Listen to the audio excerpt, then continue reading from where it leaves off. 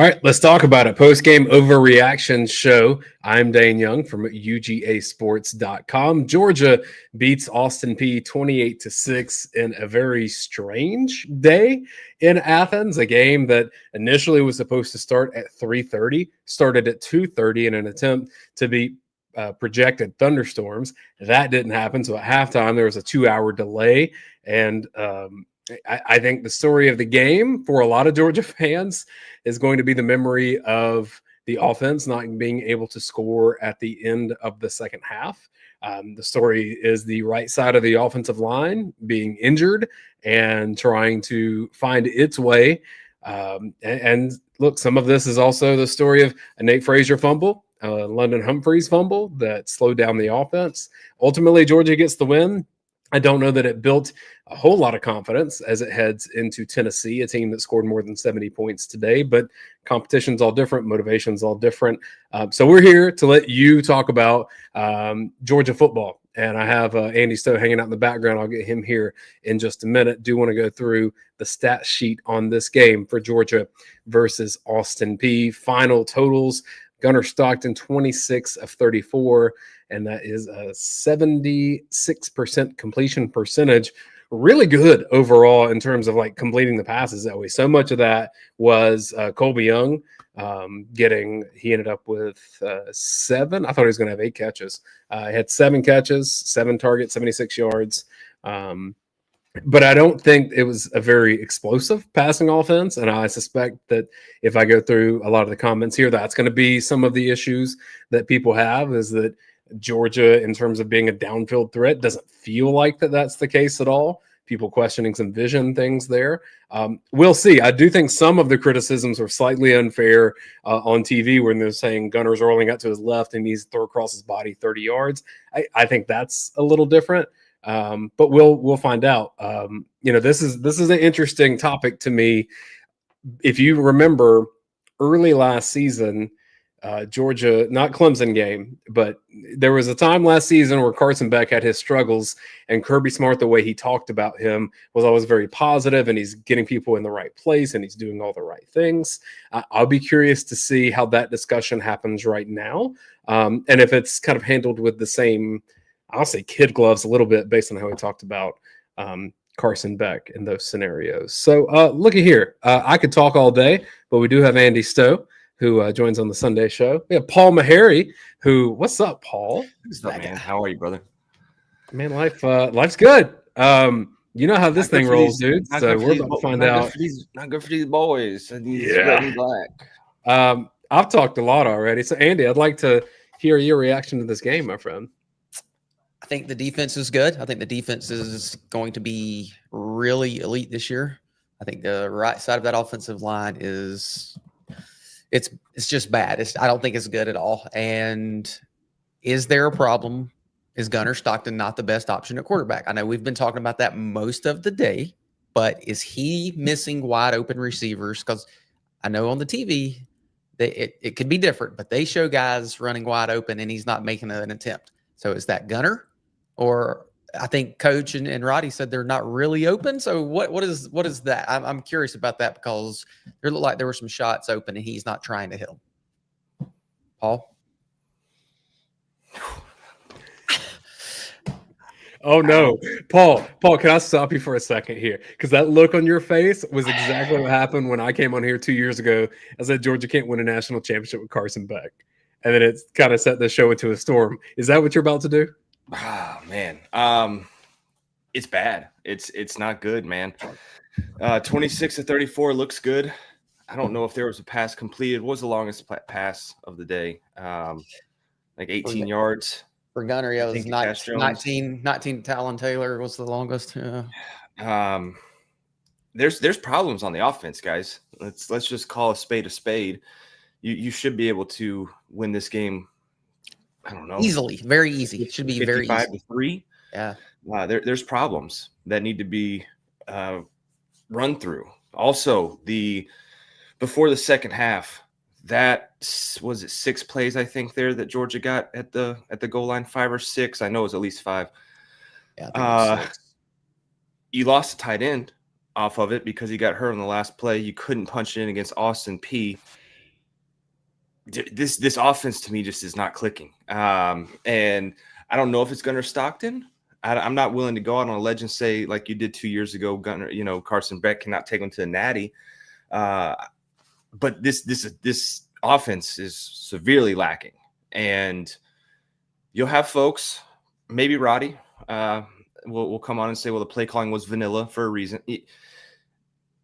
I don't believe that. Kirby was pulling his hair out when Gunnar went deep on that one play, and he couldn't hit it. And he was on the sideline yelling at him for not throwing the ball too. Like he was showing him on the iPad, throw the ball deep. So the struggles and the screen passes going to get ate up by SEC teams. Absolutely ate up if that's what happens. You can just key in on it too quick. I don't know if Gunner's the guy. I said that before the season. I'll keep standing by that. He hasn't shown me any reason to think that he truly is the guy. So there's my take on it. Where are the tight ends down the middle? Why are we not trying to throw some passes in the middle with the tight ends? Where are those guys at? And we don't even try it. And look, you could blame it on Bobo if you want to, or you could blame it on Gunner. It doesn't matter. It doesn't matter. The offense isn't clicking. So whoever you put blame on, you can't put up 26 points or 28 points against Austin Peay and expect folks to take you serious when you're going to play at Tennessee next week. And that's just the bottom line, And there's a great point here from Will Simpson. He says he's the guy whether we like it or not. Yeah, I mean, Kirby's not going to make a change. Our good old friend Blaine Gilmer, Gunner can't see down the middle. Yeah, I mean it's there, guys, and we can keep the red and black glasses on. We can do it throughout the whole season if we want to, or we can just come to the realization, hey, this might not be it. And can we blame Stacey Searles? Can we put some blame on him? I mean, it's the offensive line. I'm not a coach. I'm not a talent evaluator by any stretch. Look, Andy, this isn't a coach and a talent evaluator show. This is an overreaction show. I know, but I'm saying what I see. Like I said, I know that Coach Donna can sit there and X and O it, and he can tell you more about football than anybody else combined. I get it. You can sit there and watch. They're getting through the right side of that offensive line. It is not blocking. And the right side's completely hurt right now. I don't care. That's going to look different when it's Gaston and Green. They weren't. No, it's not. I don't think so. They weren't good with those guys last week. And I know it was the first game. I get it, but they were not good. I know it was two. I get it. Well, I thought Gaston played a good game. Well, I thought he missed several blocks. After watching film, I thought he missed some blocks too. But I mean, I'm over drinking. I may start drinking. I don't even drink. But I think Gaston's going to be really good eventually. But I don't think we're going to. I think you had a couple good plays last week, and I do agree because I did come on the show last week and I played devil's advocate because last year we gave the O-line fits, but they weren't fully healthy throughout the whole thing. They do have the right side of the offensive line out, but again, Dane, back to that swing point that you just tried to pull Andy in on, it's against Austin Peay. It is. These guys are 240 pounds, and there was a play, guys. There was a play where Georgia was kept out of the end zone. I think it was the Nate Frazier run right there before the half, and the announcer said, "And the transfer from Townsend keeps them out of the end zone." The transfer from Townsend keeps Nate Frazier out of the end zone. If we're playing Tennessee, okay with that? If we're playing Florida, Clemson, whatever, and we get stuffed, okay, fine. We can use that as an excuse. We're playing Austin freaking Peay. And we saw it last week against Marshall as well. They're not. Here's the thing I would like to tell the folks that are in the chat, and I am going to believe it this year.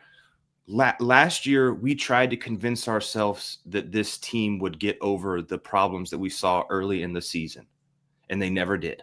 And we're seeing the same problems now. But we've tried every game to say, well, it was this, it was that. We try to piece it together. Look, we've seen it in 2 games now. The ball is not going downfield. Can that change? You hope so. But it's also, you have to look at what's on the field. We've seen 120 minutes of football now. That's what we've seen. Well, and I think the difference today is they weren't having Gunner running the ball. And with it, right? You can't have him get injured, but you can't play like that and do what you want to do all year long. Because if you do, Gunner's going to get injured, and then you don't have the choice of who your quarterback is at that point, right? Yeah.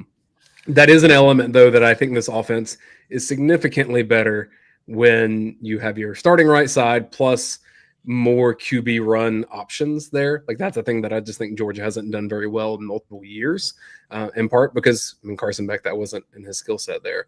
That's their path to, like, victory. Ball control, get the first downs, move it along, take care of it. Like, I don't think Gunner Stockton is putting the ball in harm's way. So I don't think he's making, like, critical mistakes in that way. But I understand people saying, like, look, he's not, like, other teams aren't scared of him right now passing the ball. Not at all. Correct. Not at all. Correct. And in fact, like, look, you could, among all SEC starting quarterbacks, there's 16 of them. How many of them would want Georgia's situation over their situation? Because I don't think it's many. Maybe 3. I don't know.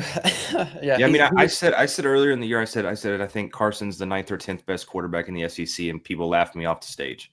I was one of the guys that laughed him off. Excuse me, Gunner. Yeah, who did I say? Carson? You said Carson. Right?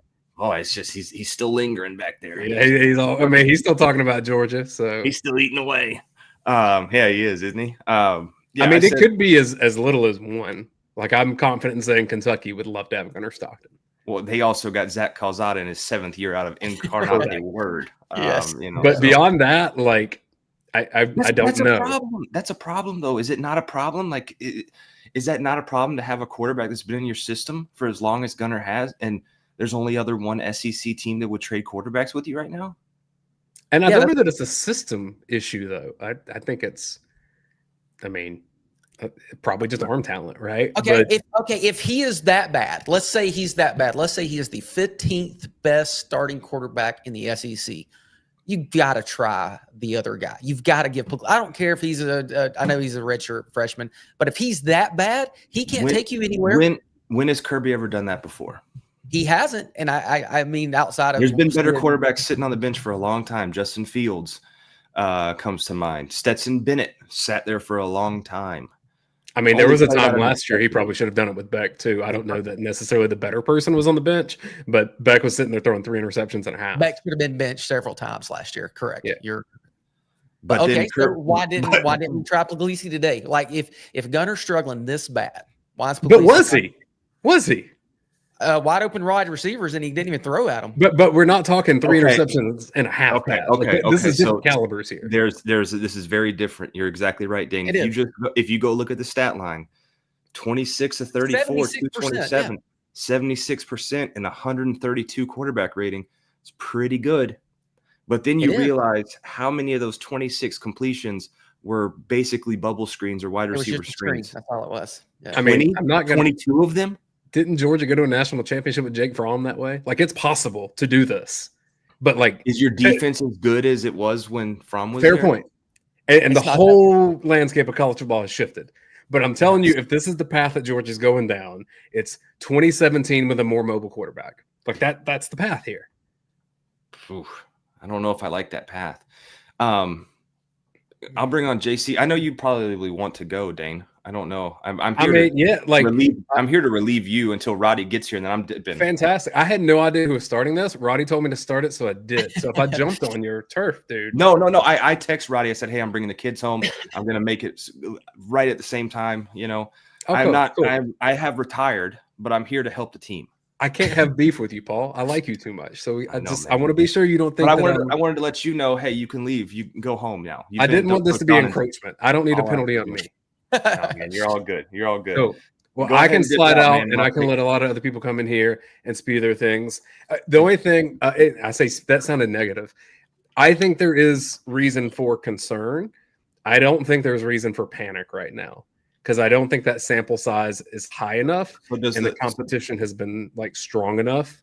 This is also the same quarterback that came in against Texas last year, which is a much better team than this year's Tennessee. Georgia ended up winning that game. Was it all because of him? No. But Georgia can win a lot of football games with what they have right now. All right. Dane, before you leave, can you give us a score prediction for next weekend? No, I can't. Actually, I was going to ask that because this team that played today, can they win in Neyland? Can they win? Absolutely. Yeah, they can. this Georgia team, with the way they went, with this team can win. Ooh. Yeah. Because I don't think Josh Heupel's offense against Georgia's defense is going to be that scary. Y'all saw Syracuse struggle with UConn today? Do we know Tennessee's good? They may be. They may be great. I don't know is the answer. Who did Tennessee have today? Have they played yet? East Tennessee State, they put up 70 points. Yeah, they had a lot. But they did what Georgia fans wanted Georgia to do against Austin Peay, and Georgia didn't do it. They put up 70. They played 3 quarterbacks and put up 70 points. Yeah. Okay, Dane, real quick. I don't want to keep you. No, you're good. Who's more confident going into this game after these first 2 games? Tennessee or Georgia? I mean, probably Tennessee because they got the win against Syracuse, which is the best opponent that any of them have played. Georgia's season starts next week. It does. Georgia really hasn't done anything to make people feel great about it. I don't think Georgia has done anything to make people panic necessarily.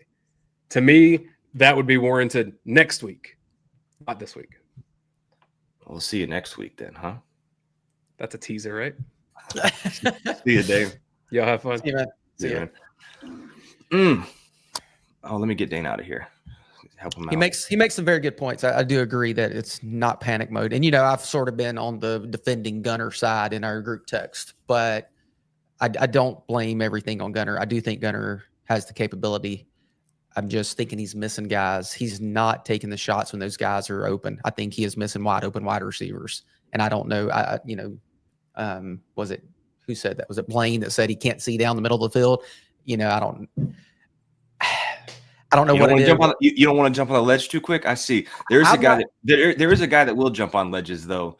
He'll also get in bathtubs. Oh gosh, is he naked? Please, I hope you're naked. His name's JC James Caraway. There he is, folks. Dude, what's up, boys? Why are you wearing clothes, man? What's up? Yeah, those days are behind me. What do you think, JC? I mean, last year to start the season, Georgia was trying to be something they weren't. They wanted to run the ball because that's what they wanted to do all offseason. They couldn't do it. And then when they're down 28-0 to Alabama, they're like, oh, crap, we're a Carson Beck hero ball team, and that's how we have to win games. I know you said a lot, Paul, slide Gunner.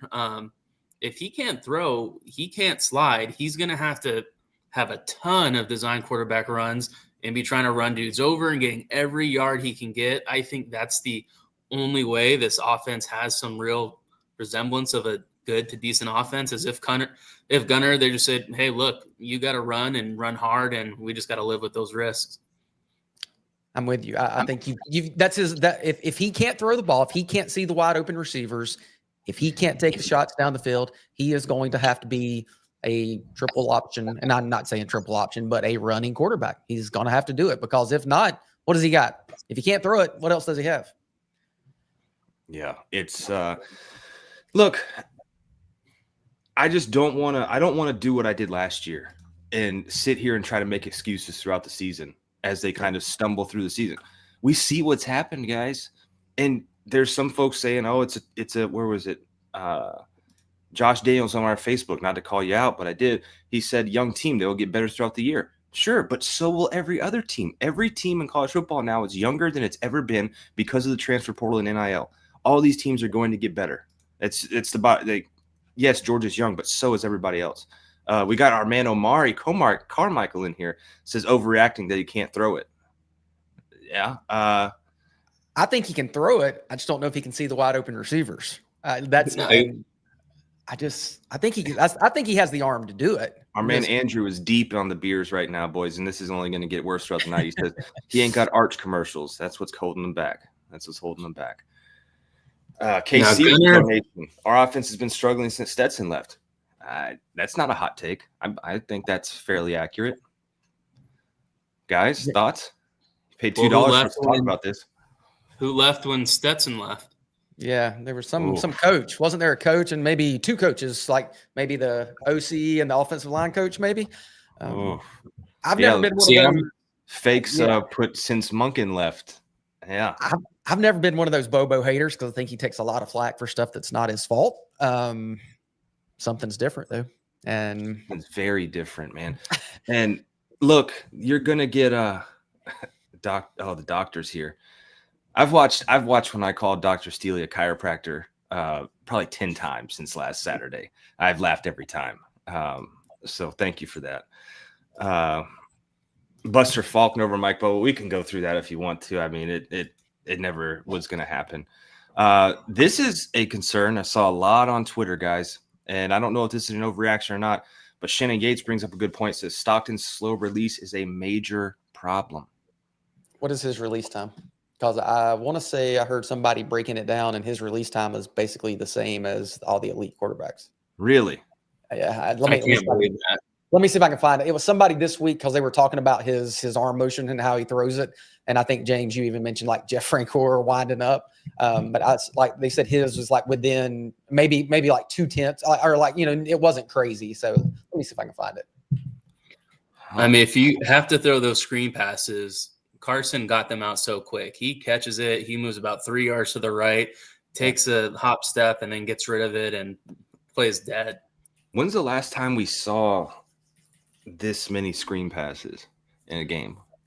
I don't remember one last year like this. There was just no downfield looks. I felt like at all. Everything was a screenplay. And if you go through the stats here, I mean, it's like I said, the longest play was 19 yards.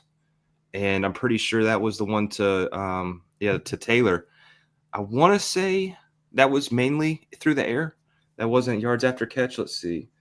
It was a little bit, but that was a designed Bobo play. He fake motioned him in. He stuttered and went back out and was wide open. Somebody said, Dogman Forever says he has the same extension as Tim Tebow. I don't know. Is it that bad? I don't think it's that bad. Nah, I don't know if it's Tebow-esque. Damn. That would be. This says that NFL average often is 2.5 to 3 seconds. And I think Gunner, I heard somebody say Gunner was like 2.7 or 2.8. Like this week, I'm trying to see if I can find. I was listening to some podcast. Like it doesn't. No, but let me see if I can find it. I don't love a quarterback that only has a fastball. He throws with no touch whatsoever. That throw to what was it? Lawson Lucky over the middle, right after the deep ball to Dylan Bell. It was like, damn, that ball was going 150 miles an hour. There was no need for that. Like none. You had them.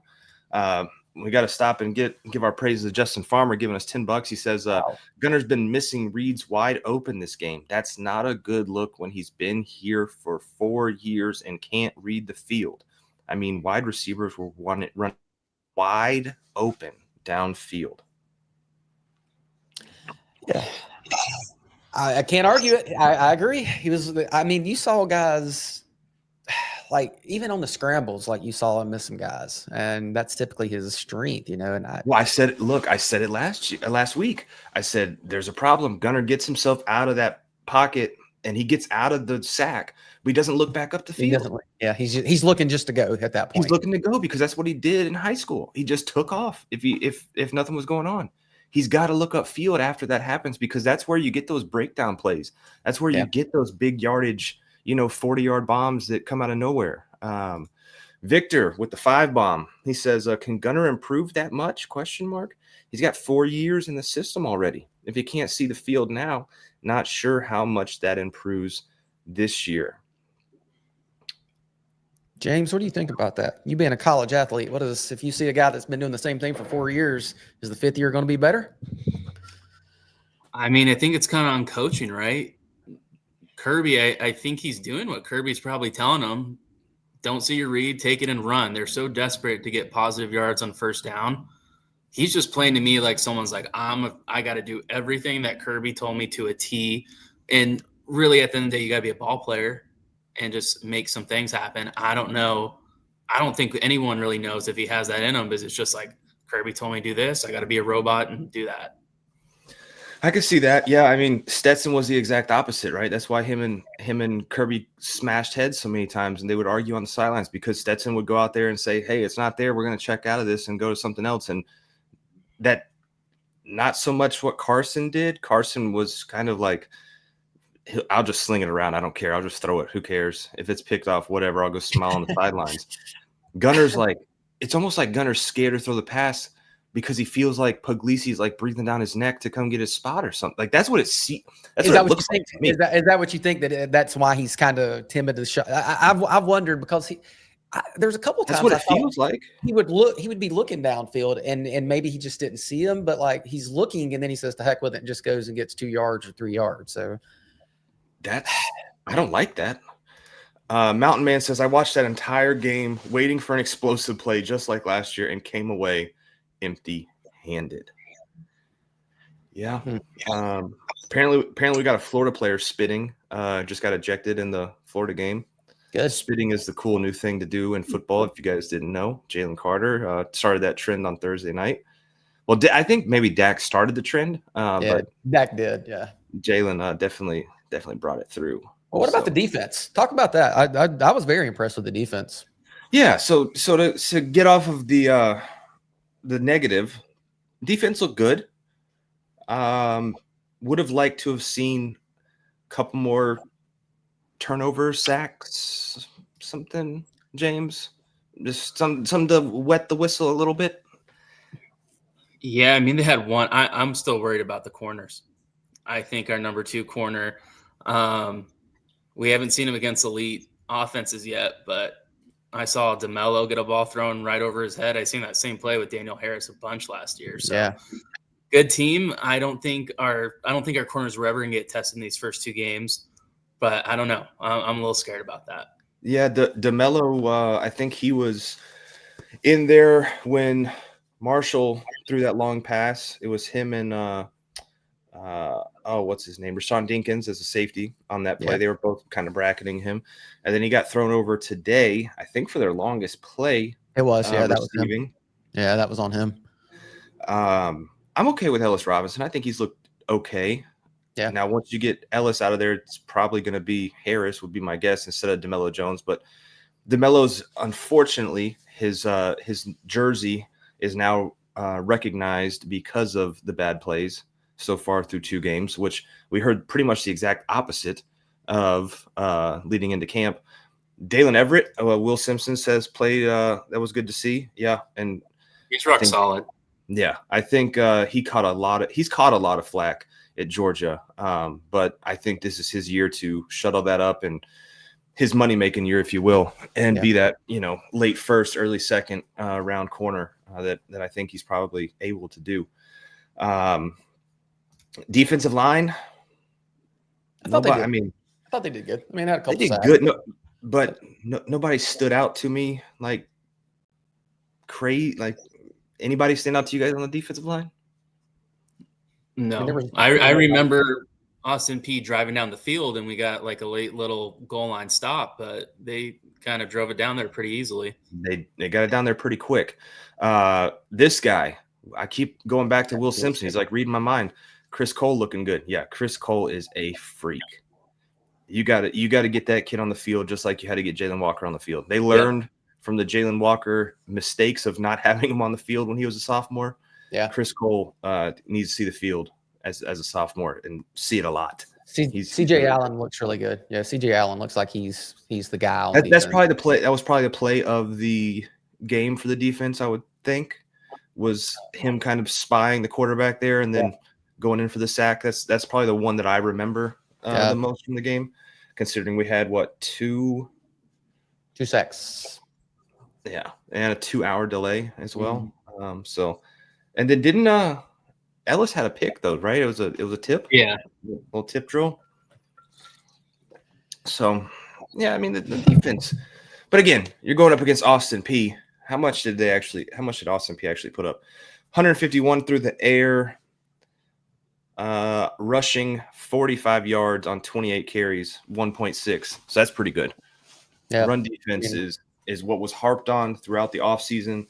You heard it from Jordan Hall before game 1. You heard it throughout the entire offseason that defensive line was there to stop the run. And they did a pretty good job of that. That Ellis kid for Austin Peay, shout out to him. First name, last name. And then the junior. First off, it's not that he's the first one to have that either. There's an Ellis senior out there sitting around somewhere going, that's my son. And they're like, what's his name? It's like, you remember, what was that show? We all watched it where Rush Probst, 2-a-days on MTV. And they had the kid at defensive end. His name was Repeat. Yes, that's Pete and Repeat. Yes. Yeah, and his dad's name was Pete. Yeah, and his name was Repeat. Yeah, I always wonder what Repeat's up to these days. I always think about Repeat. I hope he's doing well. That's what I thought about with Ellis Jr. Shout out to him, man. 11 tackles from the DB position, 8 solos. Georgia's leading tackler was CJ Allen, 7. He had 5 solo, and then Raylan Wilson also had 7. He had 2 solo tackles. Linebackers are good. I think you're fine at linebacker. I think really DBs are going to get tested, obviously, for the first time next weekend. We'll see what's going on there. Defensive line, I feel like you have enough depth. I think so too. 2 days was a great show from our man Jermaine King. Yeah, I love that show. I love that, dude. I love that. Brave Titan Grizzly. Are you an Atlanta Brave fan, a Tennessee Titan fan, a Memphis Grizzly fan? Could be. It's a hell of a trio you got there, and it's just terrible.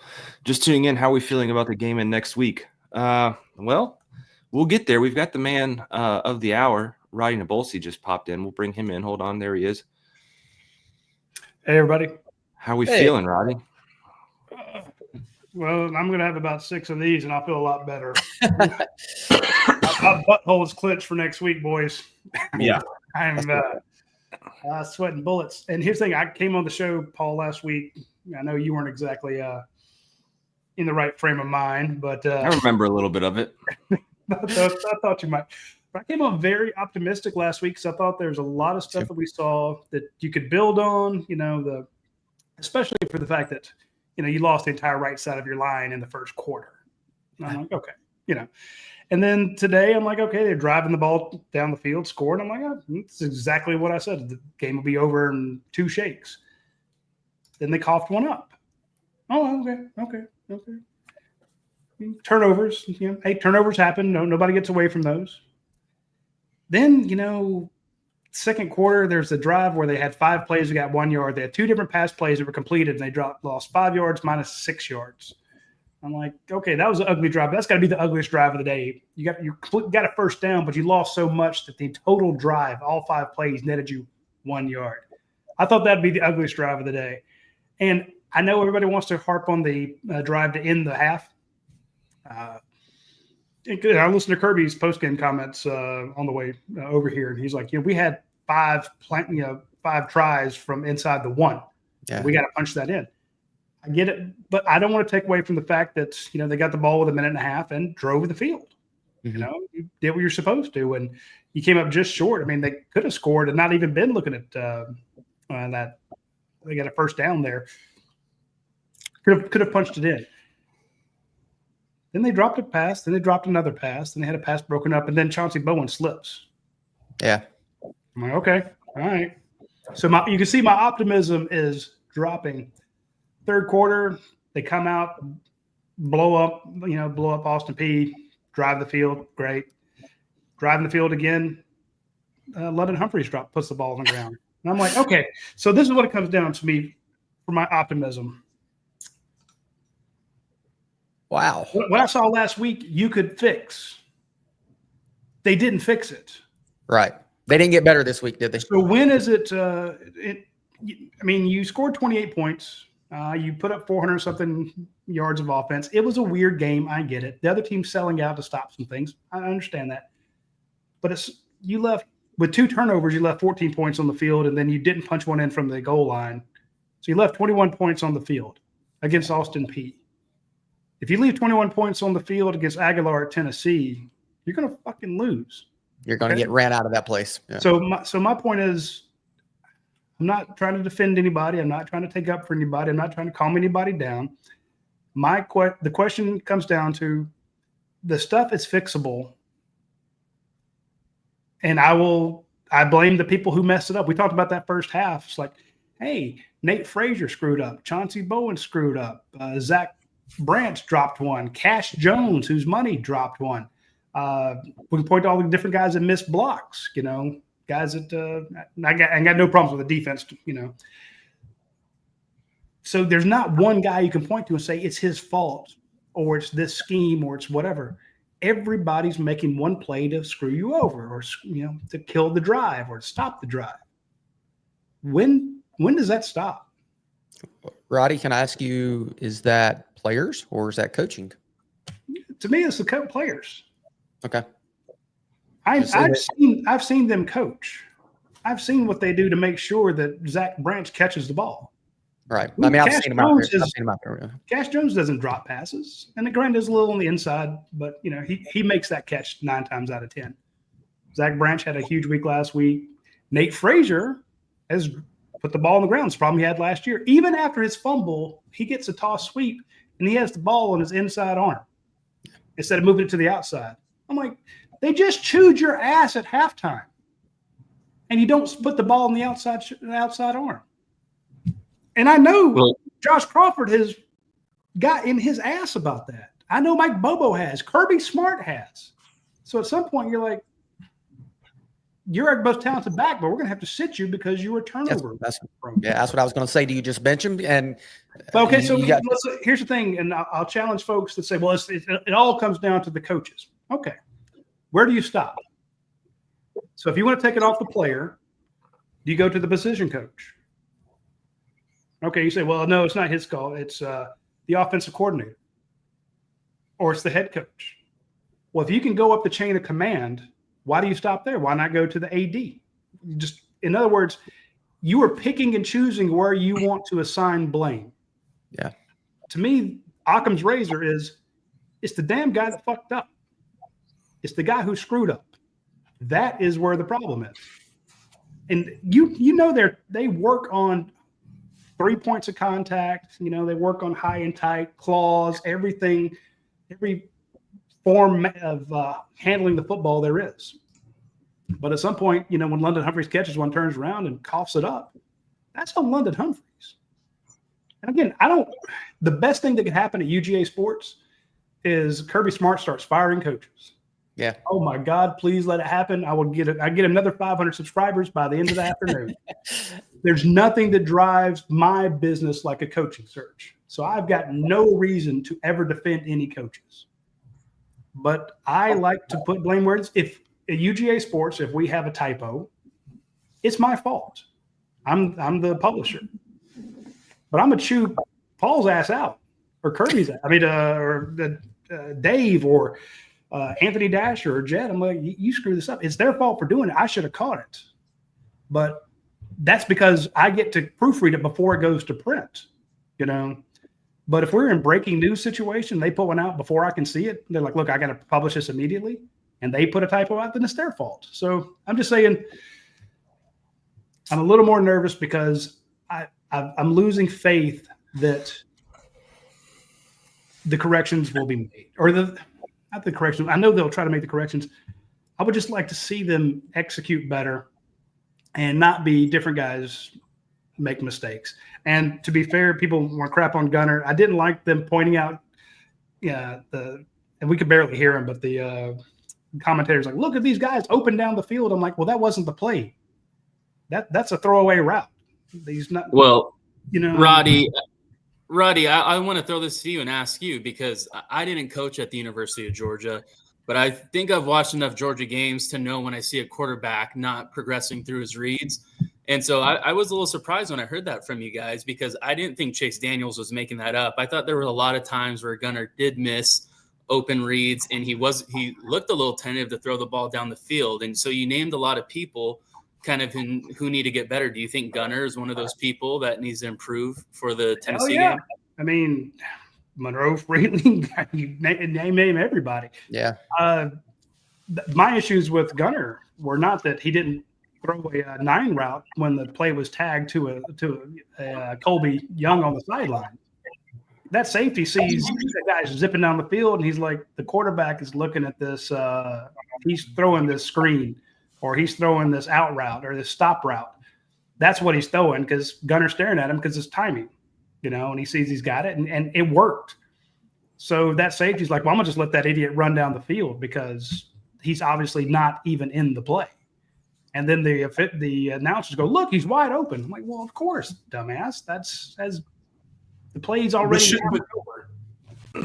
Yeah, I mean, but shouldn't he look at that guy? At least look at him and see if he's. If it's not the play call, no. See, the whole thing about progressions is overblown. People are like, oh, he's staring down his receiver. Yeah, because that's the play call. His job is to throw that throw on that stop route to Colby Young.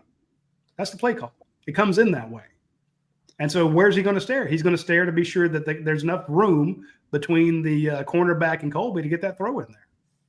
But there's a perfect example of Gunner's 9 different ways to look around. I got to go A, B, C. And he did that. He hit London Humphreys on a progression. It was his third choice when he came across the middle.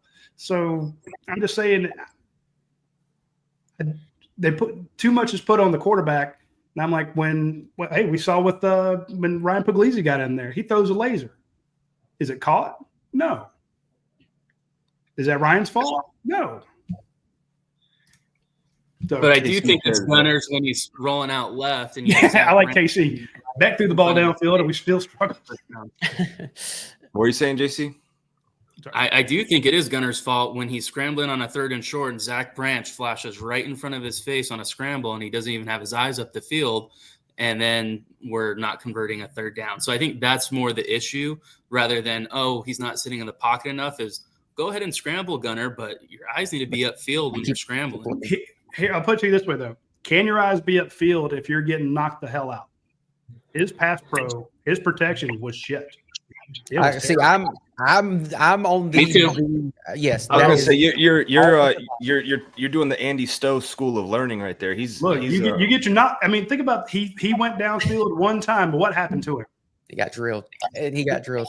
But I've been saying that I'm not a fan of Stacey Searles, and I know that may or may not be but that the offensive line, we can sit here and we can put in Gunner, we can put in Puglisi, we can put in Montgomery, we can go back and get Stetson. If the guy's getting hit that quickly, and if he is seeing ghosts because he can't trust his offensive line, that's going to be the issue. I don't care if you got Peyton Manning as the quarterback or if Matthew Stafford comes back. So yes, it all comes back to the offensive line. So. It does. And again, when I mention injuries, people go, well, that's just an excuse. Yeah. I mean, it can be an excuse or it can be a reason. The point is, if you're a highly paid coach, remember, you got the Jacksonville Jaguars offensive line coach in there too. It's not just Stacey Searles. So you got 2 guys who really know their stuff. I know that John Lilly's in there. John Lilly can also help with offensive line. There's a lot of guys that can tell you offensive line stuff. And when you put in Jazeer Jackson, and I did not put him in my column because I never, from what I've been hearing, thought that even though he was the backup left tackle, thought that he would get in. Yeah. I'm like, he's just not ready. That's where they want him, but he's not ready for this yet. He's too slow. They put in Jazeer Jackson. He got hurt, and he played poorly. Then they moved Michael Weenie out there. He didn't play any better. How do you pronounce his last name? Weenie. Okay, this is a bone of contention, folks. Let me go off on a tangent here. And when you look in the media guide, they have a little pronunciation down here, and it actually says Uni, U-I-N-I, and that's what we called him in recruiting. But he specifically, and this is why you got to tune into Coach Donnan, this summer he told them, no, it's Weenie. And actually, they were supposed to make I don't know. I'd probably stick with the Uni. I'm just either way. He got in. If I had the option, I wouldn't correct anybody. He's not a tackle. Or at least he wasn't today. So that right side of the offensive line, and then the team knows the right side struggling. So I thought it was brilliant. Georgia loaded up to run left. The entire defense moved to that side. Yeah. And that first touchdown, they went off the right. They're like, come on, guys. You're not going to put even a linebacker over the top here. And it was a walk-in touchdown because, they're like, you're going to run behind your beef, and they overloaded the left side, and everybody in the stadium knew they were running to the left, and you had a walk-in touchdown to the right. But my point is, when the offensive line is struggling like that, again, everybody has a bad play. It mounted up. There were times where they were getting to the quarterback off that right side, just teeing off on him. And I'm like, man, this is this ain't good because they're going to be better athletes at Tennessee. Now, granted, hopefully by that point you get Ernest Green back.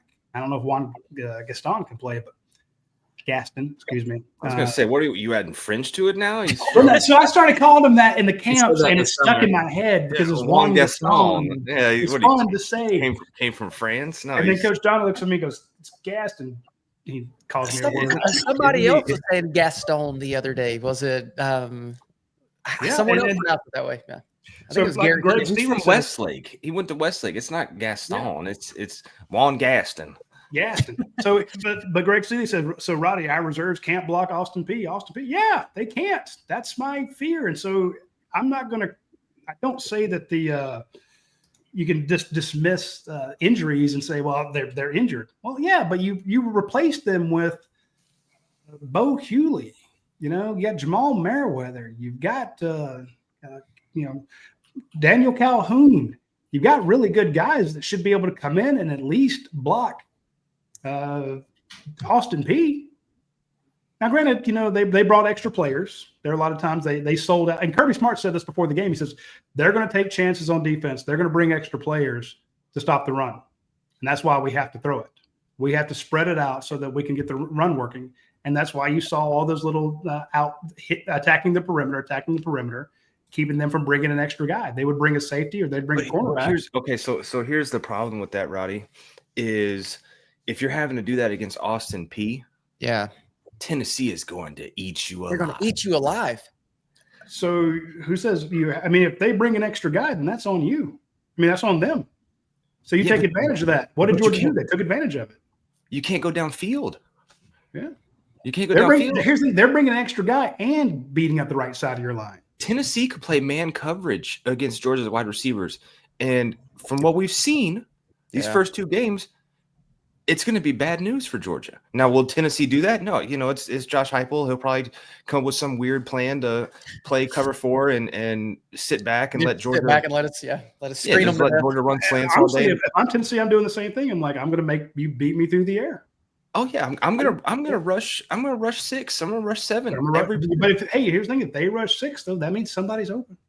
So will we see him and will we hit him? Is the problem?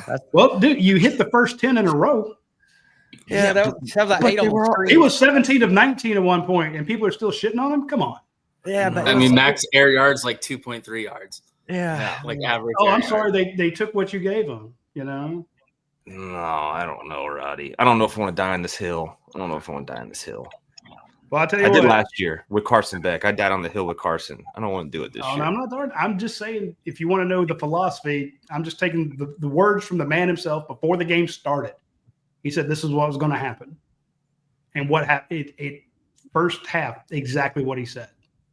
Throw in the fact that you couldn't block for shit on the right side. You couldn't pass pro. I'm like, okay, well, you don't have time. If you have decent pass pro and they bring an extra guy, you got your hot routes, you tear them up. But if they can bring 6 guys and crush your right side, it's a long day. That's why you ask me, how do you feel about this week? I'm like, my butthole's puckered. Do we need to start keeping a tight end in to help that right side? Because, we talk about Bo Hughley. He was the 100, and I looked it up. He was ranked 127. Like, he should be able to block Austin Peay. So, like, if we aren't able to get Gaston, the Frenchman, back, and if we're not able to have Ernest Green back, do we need to keep a tight end in? I mean, is that something they'll have to change? Because if not, I mean, Gunner's going to get eaten up. Kevin John says, "Man, you guys are idiots." I love how there's always key here. We're gonna have to do a little bumpity bumps. There's two groups, and that's what makes the postgame overreaction show so great. Is that there's always two sides to the story, and Kevin Johnson's telling us we're idiots, and Roddy's telling us facts, and then you've got another 10 people in here saying, "Roddy, please stop drinking." You're absolutely all drunk. I'm doing is relaying what Kirby said. And I get 2 seconds later, Big Sam, Roddy, you're not making any sense. I mean, I love you, Big Sam. It goes back and forth. I don't know. I am not going to drink the Kool-Aid. I'm not sitting there. I'm not saying you are, Roddy. I'm not going to this year. There's too many things wrong, I think, on the offense. And last year, before you got on, I said we did, and I don't know if we did it on purpose. I don't think we did. We tried to quantify and justify everything that went wrong as to maybe it's just coaching and players. Maybe it's just not a good offense. And Well, like you said, my question now is, it looks easy to be fixed. I put on the board, I think I had 2 posts of the entire game on the dog event. One of them was about how many drops is that now? Because I thought of all the issues that you would have, JC, of all the issues, replacing 4 drafted offensive linemen, okay? Yeah. Replacing a good running back, changing quarterbacks. You go from Carson Beck to Gunnar Stockton. So a million different questions. But I thought the one thing that you could fix is not leading the nation in drops. You had 2 last week. Then you had 2 today. Well, 3. You had 3 today. So that's 5 in 2 games. So you're averaging, 2.5 a game. That makes me nervous. And then you're turning the ball over. You're fumbling it. Your running back, who had issues last year, fumbles the ball. He fumbled it again. Your kind of sure-handed wide receiver, London Humphreys, fumbles it as well. I'm like, you're losing the turnover battle against Austin Peay. Yeah. What was I think we had a prop bet on turnovers, and I'm pretty sure I took the under. It was at 1.5, I think. Yeah, I think I said there's no way Georgia gets 2 turnovers. So my point They is, didn't get 2 turnovers. They gave 2 turnovers. Yeah, so what are they? If it happens over and over and over again, it's not a trend. It's who you are. What happened excuse me, I have goldfish brain. Marshall game. What was the turnover margin in that one? Georgia didn't get any. I think it was 0-0. Yeah. So Georgia's -1 right now through 2 games in the turnover battle against Marshall and Austin Peay. There's your. And you can't live like that against shut the show down. That's all you need to know. So that's my point. That's something that can be fixed. And I know how much they work on it. So, when you, Andy, when you ask, is it coaching? Is it players? I'm like, well, shit, they're coached not to drop the damn ball. Right. I promise I'm not paying this. And people go, I saw somebody on Twitter say, these are the fundamentals that Mike Bobo doesn't work on. I'm like, I've been to practice. They spend they get 2 hours. They spend half an hour on ball security.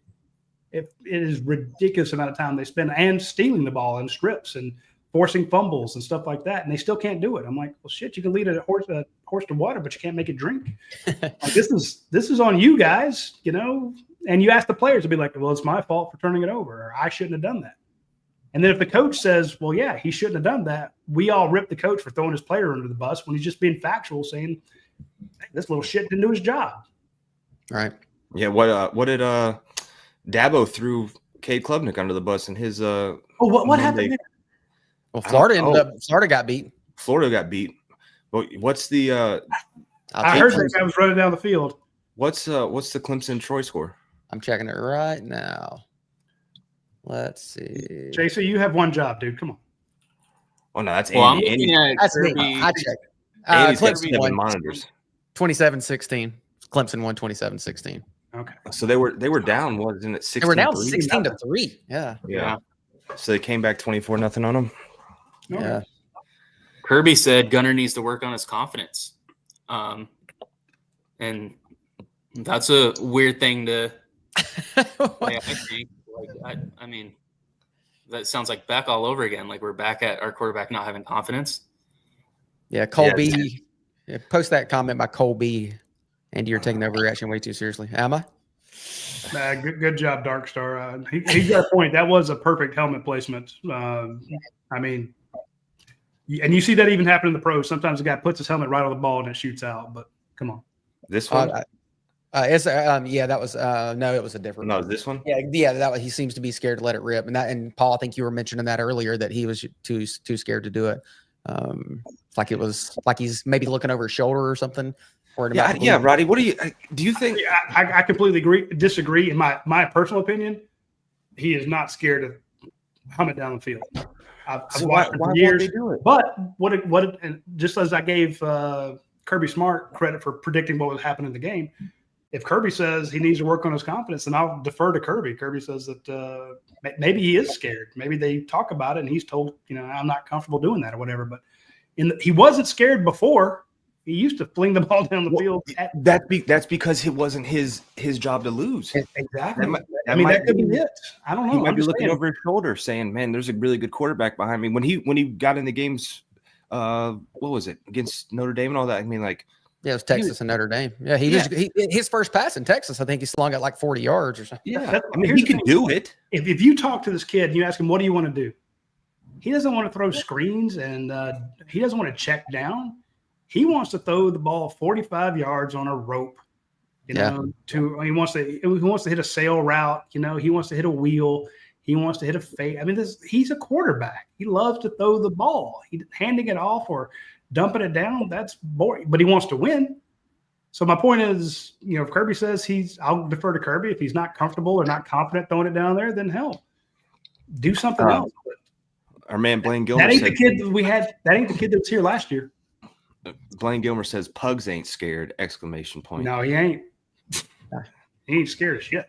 He'll sling it. He'll sling it to the other team a little bit in practice, won't he? He does have that ability to throw it one too many. Good to see you, Blaine. Where you been? Old Jordan.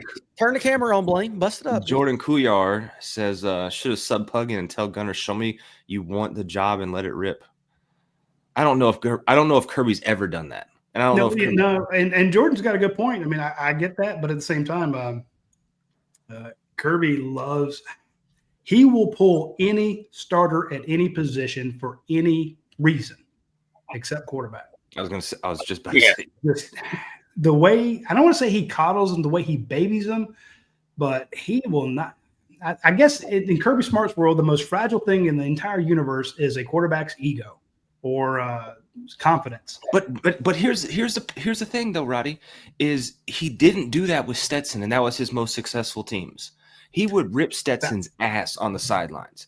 He rips them too, but he also would rip Stetson in public. Yeah. He would rip. That was the only guy he would obliterate in public. He was his stepson. That the only reason he was around because he thought his mom was hot. That was the only reason that he kept. You're starting rumors. But you're right though. But Stetson, you would see him go back at him on the sideline. Stetson would be right in his face. Yeah, and Stetson would go back at him. And Carson, dear God, Carson, you couldn't look at him the wrong way, cry. And then Gunner, I think Gunner is more mentally strong. But at the same time, I feel like Gunner's either seeing ghosts or he's afraid of Puglisi behind him. Like there's got to be. I don't think he's scared of who's behind him because he's very comfortable knowing that he's the starter. But I think it's just what's the number one thing Kirby wants from a quarterback? Not to turn over the ball. Right, yeah. His ball security. Yeah. So when you're chucking it downfield and you don't have time to see that guy come open, you're not going to throw it. Because all he's told you, all he's yelled at you all practice long was don't put my football in danger. Yep. He's like, well, these guys are tight. If it were me, I'm going to throw it, and I think I can throw that guy open, or I'll throw it on the inside. The cornerback's got inside leverage. I'm going to throw it to the outside. I think I can do this. But I know that I won't get yelled at if I dump it down to the running back and pick up 7 yards. Yep. But you're also not. Again, I go back. Andy, what is that? Coaching. But you're also not gonna win championships like that. Very possible, dude. But you'll never go back getting 7 yards. I mean, well, they say you never go broke catching a profit. Yeah. But you also have to get it in the end zone on 5 plays against Austin Peay. Yeah. And then on the 5th play, you lose your crazy freshman talented tight end. And Kirby was in the locker room like, had y'all MFers got in the end zone, this kid wouldn't be going to St. Mary's right now to have his foot, amputated off. Yeah.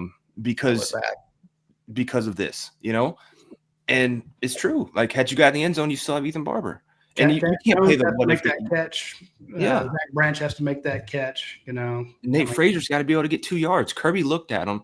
I don't know if you guys saw it, but he looked at him, pointed at his heart, and said, "Do you have heart? Like you're this close. Like get in the end zone." And he'll ride Nate Frazier, but he wouldn't say it to Gunner Stockton.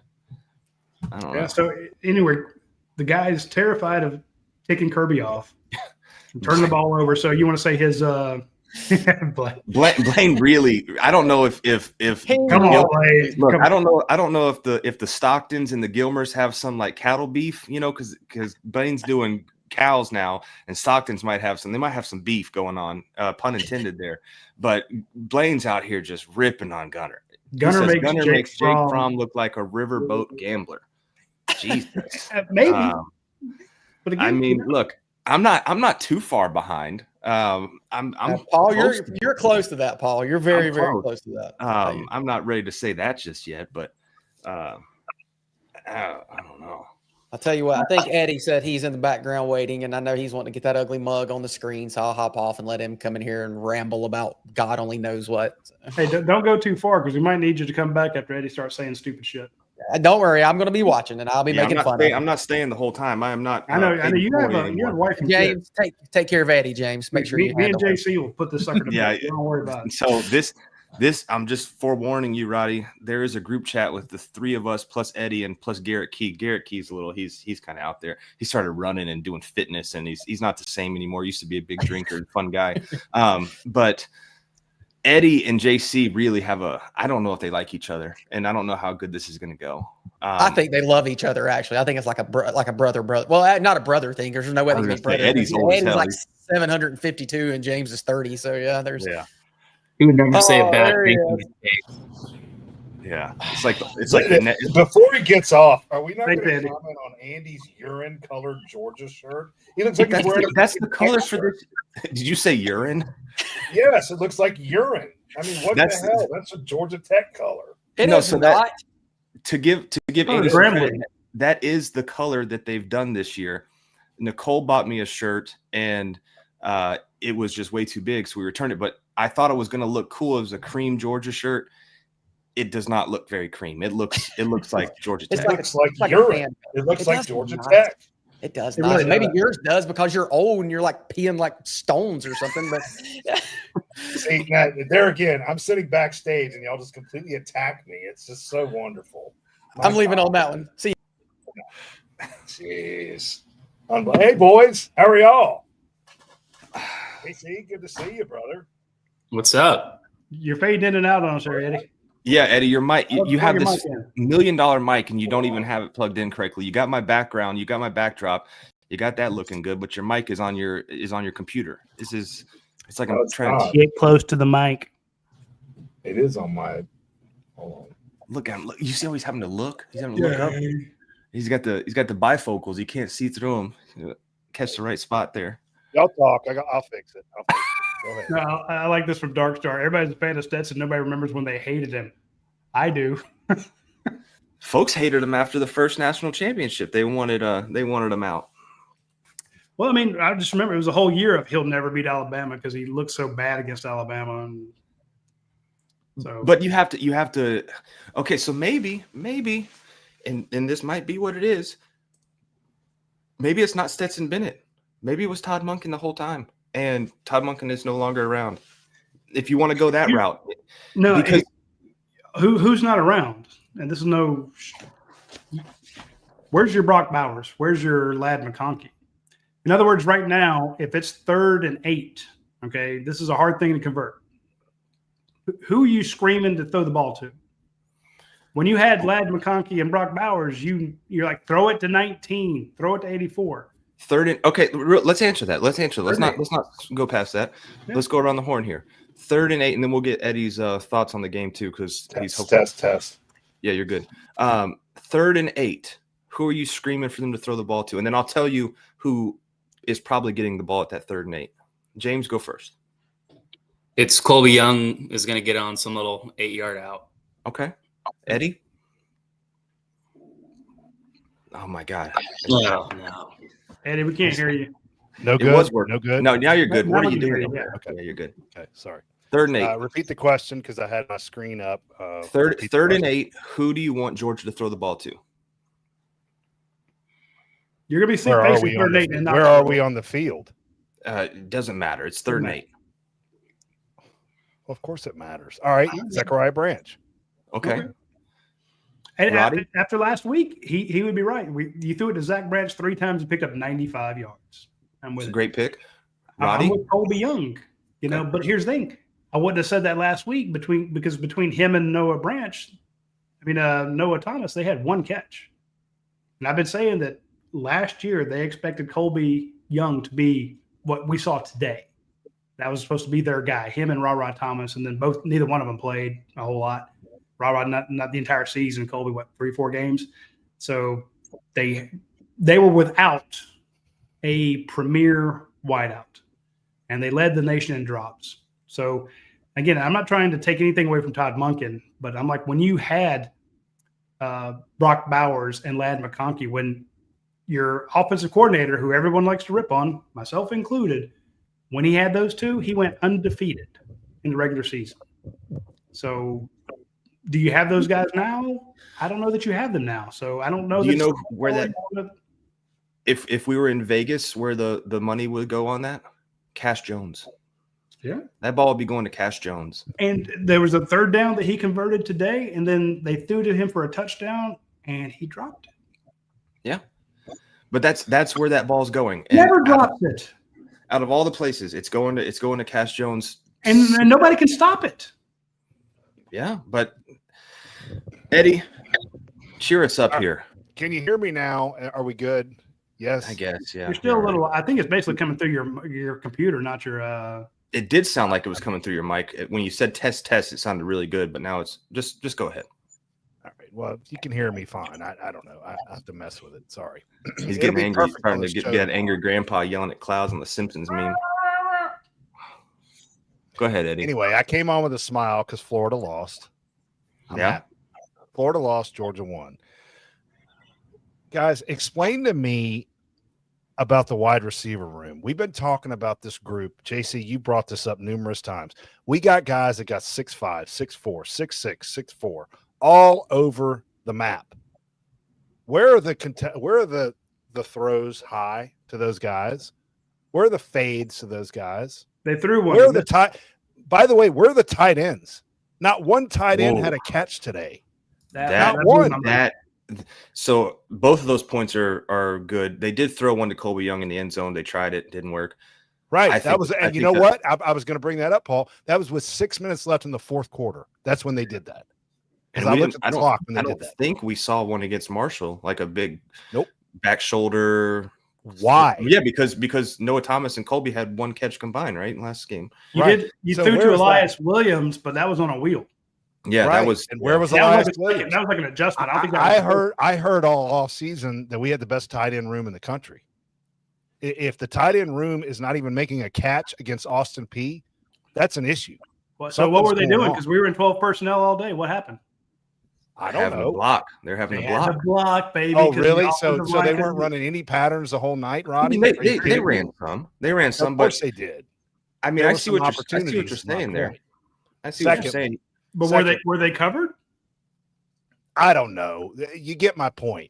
Okay, I'm a zero with on you. the stat sheet. My point is, Okay. though, if you threw it to what? Colby had 7 catches and 7 targets. Damn. He's He did, running. yeah. And if they're going to if the other teams say, look, we know you like to throw to your tight ends, we're gonna cover them up. Okay. Hey, they're covered. Well, we got 1-on-1 with Colby Young on the sideline. Just throw it to him. He breaks tackles. I mean, He does. I've got no problem with that throw to Colby Young 50 times a game. No. I agree with you. All right, And the my little one to second Cash Jones in the middle that they did back to back. I love that. where was the Yeah, RPO? Caleb's right. No play designs for the tight end. Right. Okay. Where was the RPO? Isn't that Gunner's threat? We saw that last game running around the end. I They saw ran it no up. RPO. Oh, really? Yeah. Well, it wasn't successful. What they Oh, did, well, I don't Didn't say I they- don't remember it very, very successfully. So let me throw you guys a theory. Roddy, you're probably going to laugh and think this is ridiculous. Do you think that possibly this was the game where they said to Gunner, or the coaches said internally, let's see how Gunner does throwing the ball down the field. Let's just see what happens. And he didn't really do it. Okay. A lot of checkdowns, a lot of screens, whatever. Do you think now they go back in and say, okay, Gunner is just not going to throw the ball down the field. That's not his makeup. We have got to now go back to being a read option team where Gunner runs those type of plays and we hit quick screens, etc., because he's not going to throw the ball down the field. We tried the experiment against Austin Peay because it's a perfect team to do that against. It didn't succeed. So we're throwing that out.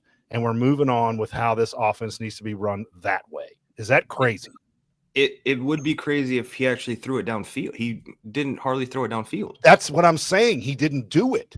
This what they. Oh, so you're saying, saying. So what you're saying is they game plan for him to do it. Instead, he decided not to. Correct. I mean, I don't know if we could ever know the answer to that, though. Yeah. We'll never know and the answer.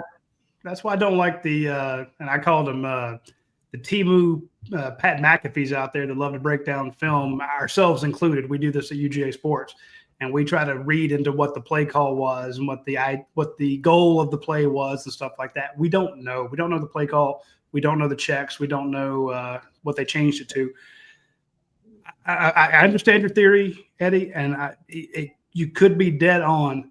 My only caveat to that, and it's a big one, is that there wasn't a lot of time with the right side of the line just whiffing on blocks. Didn't matter who they had over there. In the second half, completely different. But in the first half, there was not time for him to take a 5-step, 7-step drop, read through the progressions, and throw. He tried that in the first half, and he got his face caved in. I'm just saying that you can have all these plans in place, but if a team realizes that hey, that right side of the line is shit, so we're gonna overload that side and flush it. That's what it looked like. Isn't Gunner good enough to roll out though?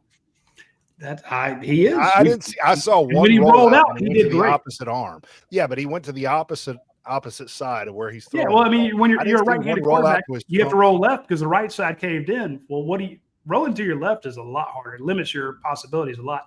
And that was another thing.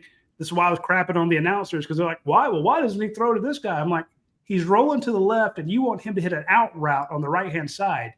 No, I agree with you there. I'm talking about rolling to the other side, Roddy, to his strong arm. But what he's saying is that's the side that caved in.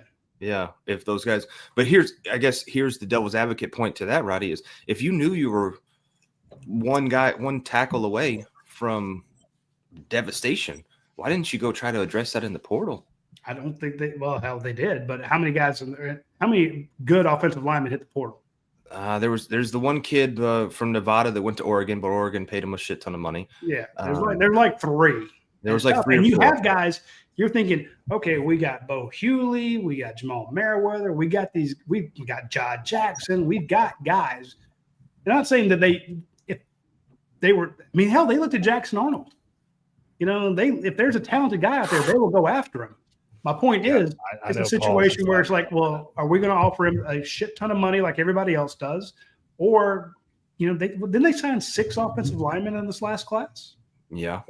And you got Dontrell Glover, who, to me, for a true freshman to get out there and play as well as he did, I like Dontrell Glover and Bo Hewley out there. But the fact that Bo Hewley didn't line up in the right tackle spot until the second half, I'm like, whose idea was that? I went on the board when someone was talking about John Jackson earlier. I said, I don't think he ever plays a whole lot at tackle. I know he's backing up the right tackle or the left tackle spot, but he's just too slow. And we saw that today. He did not look good. And I'm like, why is it taking you so long? And then you moved Michael Weenie out there. That didn't work. I'm like, why? So it can't be Weenie, dude. It's got to be Winnie or something. It can't be Weenie. I just can't believe that. I'm going to say Weenie until they tell me different. Because okay, I'm going to say one more thing, and I'll kick it to James. This game has absolutely no bearing on next week. Has no bearing on last week. Okay, nothing. Has nothing to do with next week. So everybody's saying, "Oh, we're going to lose to Tennessee. You play like this." You're not going to play like this against Tennessee. You're just not.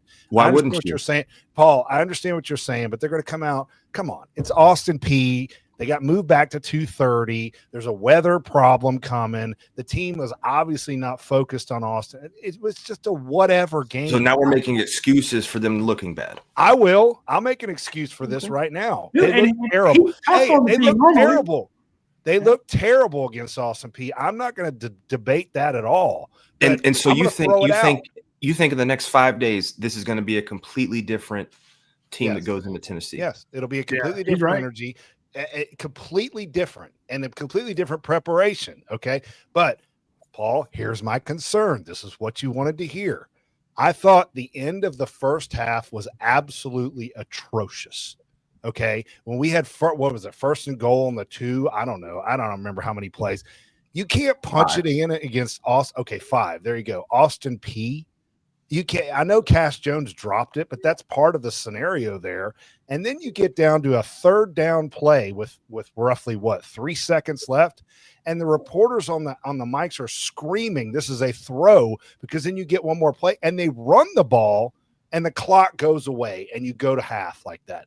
I thought there's no way they could have thrown it in 3 seconds. Oh, bull crap! They could have gotten a quick throwaway. They could have done that. They would have had time. 3 seconds? No, dude. I know you can do a lot in 3 seconds, Eddie, but I don't know if you can. I don't know if you can throw 2 quick bad. hits. You can do that. You can do it. You could do it. Well, Before the the ball bottom hits the line, ground. Roddy, it doesn't matter what I say. They didn't get in the end zone against. No, I'm with Austin you, Peay. dude. That's the bottom line. No excuse for that. Zero. Josh Davison brings up an amazing point. He's got about 17 kids in his profile picture there. He says, if you're getting paid, you should be focused. And I 100% agree with that, James. I know you've been sitting down there just like sitting there. So I figured I'd throw it to you. Yeah, you weren't even listening. That's great. I said, if you're getting paid, you should be focused. Because Eddie said they weren't really focused today. These guys are making millions of dollars. This is your job now. Yeah, I agree. But there's other teams that are maybe paying their players to be more focused than our team's paying right now. I mean, we all got mad at Cantwell saying he went to Miami for more money. Look at the Miami O-line the last 2 years. You tell me which O-line is better development for the NFL. Hey, the Florida Gators were paid to be focused today. How'd that work out? Ooh, that's cold blood. The truth. They didn't get paid. They lost at home to the Bulls. I mean, come on. But guys, my gremlin woke up, so I'll dip out of here before you start getting daddies yelled in the background. All right, See you, Good brother. to see you, JC. appreciate All it. right, Man. see you guys. I like what he brings to the table. That's a good dude. Oh, he's awesome. Even when we disagree, at least it's not emotional. You know, he argues theory and stuff. So, whereas I'm just an emotional wreck. So. Here, you can hear me now. Yeah, your mic is I- working. Listen to you. I gotta mess with it. You sound good now. You sound good. Well, I've been working on the background and trying to get Yeah, it it. looks The good. background looks familiar, doesn't it, Paul? It looks real. Yeah, it's been a staple in this room for a while. Well. Josh Skelton says we are UGA. Beating Austin Peay 28-6 is unacceptable. Period. Yeah, and he's right because you left 21 points on the field. It should have been so 49-3. I was gonna say 49-6. Now remember, one of those they got a field goal out of a turnover. Oh yeah, so 49-3. Should have been 49-3. You cover that. No, 48.5. I thought it dropped to 45.5 before the game. Did it? I'm so glad I went in when they changed the game time. I went into our predictions and said I do not expect Georgia to cover. I just knew that they You changed it. I did after they changed the game time. Is that actually allowed? That you can do that? I guess if you own the site, yeah. But you can't really do that if you're paid. No one else did it, but Roddy did it. Right. Anyway, to be fair though, there was not a line until this morning. Oh, I would have put big money if we were a gambling state and I didn't have to go through some backwoods bookie that wouldn't pay me money if I made the bet. Doggy. I would have put big money on Georgia not covering that spread. Once that 230 hits, dude, if you're a guy, if you're in Vegas, just walk up to the window. How much can I put on this right here? That Dude, I knew it. I mean, the minute they changed the time, I'm like, shh. I'm in Florida, Paul. I'll pay you. Oh yeah, that's what they all say. All right, Jordan has joined us with his pooch there. I believe it. What's up, Jordan? What's going on, fellas? You doing all right? Look at the puppy. Good. Well, Hey, does your puppy get nervous when you maybe you don't scream at the TV like I do? Do you scream at the TV? Does he get nervous or she? I don't know if it's a he or she. she doesn't. Her brother that's laying on the floor, or she does. Her brother on the floor doesn't get too worked up about much. Mine goes freaking ballistic when I start screaming. So I've kind of just tried to stop. But anyway, go ahead. They like to chase the champagne cork when we pop that at the beginning of the game, but You pop a That's all champagne right. cork against Beginning? Austin Peay. we gotta get Beginning? it's just tradition. Mimosas before that kickoff, regardless of kickoff time. That's called alcoholism, Jordan. Hey, somebody's got to do it. Yeah, that's right. What do you think about the game, man? It was frustrating. The delay didn't help, but I was glad to see that last drive go a little more smoothly going into next week. I mean, I'm just going to chalk it up as they were just looking forward to Tennessee. Whether that's the truth or not, that's what I'm down on that hill. So defense looked good. I mean, I thought that they were on the field a lot with some couple of the turnovers and just, I don't know, sloppy. Weather didn't help. Just ugly all around. I'd rather it be that type of game against Austin Peay, right? I'm with you there. It's just one of Well, those. I think you raised a good point there. We really haven't talked about the positives of this game, which is that linebacking core. They are ridiculous. And That Paul, was you awesome. brought it up. I thought that play, you're exactly right. That play that he made around the end to cut the quarterback off. CJ Allen. CJ Allen made around the end. That was a Roquan Smith like play. Oh, he was That's wearing what that number was. 3 and everything. It looked just like Yeah, him. I know. He just- I thought that was tremendous. And Chris Cole is an absolute beast. That And guy is so Raylan freaking Wilson. good. when He he is goes too. to- I mean, When yeah. Raylan Wilson goes to the combine, oh my God. I So know. look, there's a reason Damon Wilson left. Yeah. for sure. Well, a part of it is a giant stack of hundreds. I was going to say there's a shit ton of money that. But the other superseded reason it. was, did Mizzou win? Yeah, Okay. Did they? barely. They were nip and tuck there for a I while. think it was like what 31-24, something like that. It wasn't like Oh, they They won did win, though. 42-31. okay. I was nowhere. Well, I was kind of close. I think. Okay. I knew they won close. See what? Guys, y'all got to give me just a second here to invade this. I got to give a shout out to one of our sponsors here because it's you talked about opening champagne to start the game, and that reminds me of our friends over at Hunker Spirits. They make the Hunker bourbon and the Hunker vodka. And if you're not cool like Jordan and want to do champagne, if you're looking for something for your tailgates and your post game shows like what I'm doing here, my point is you should buy something that tastes fantastic from a company that has 5 of its 6 founders are University of Georgia graduates. They win a ridiculous number of awards when they go to these tasting contests, and they go to the one that's basically considered the World Series of tasting, and they come back with gold medals. So the Fiddler Bourbon Series is fantastic. The specialty brews that they do for the Braves are great. The one that I recommend the most, of course, is the Hunker Bourbon, because if you get the Hunker Bourbon or the Hunker Vodka, part of the proceeds of that go to Georgia's NIL efforts. So that is their way to give back. And if you look at what Texas is doing with Tito's, and Tito's Vodka gives them millions of dollars, we could do the same thing supporting 5 Georgia graduates making a bourbon and a vodka that is better than anything Tito's does. And you could give Georgia millions of dollars so they can go out and buy a right tackle. Just saying. You want a right tackle? Start drinking. There you go. Yeah, that's a great segue. Yeah.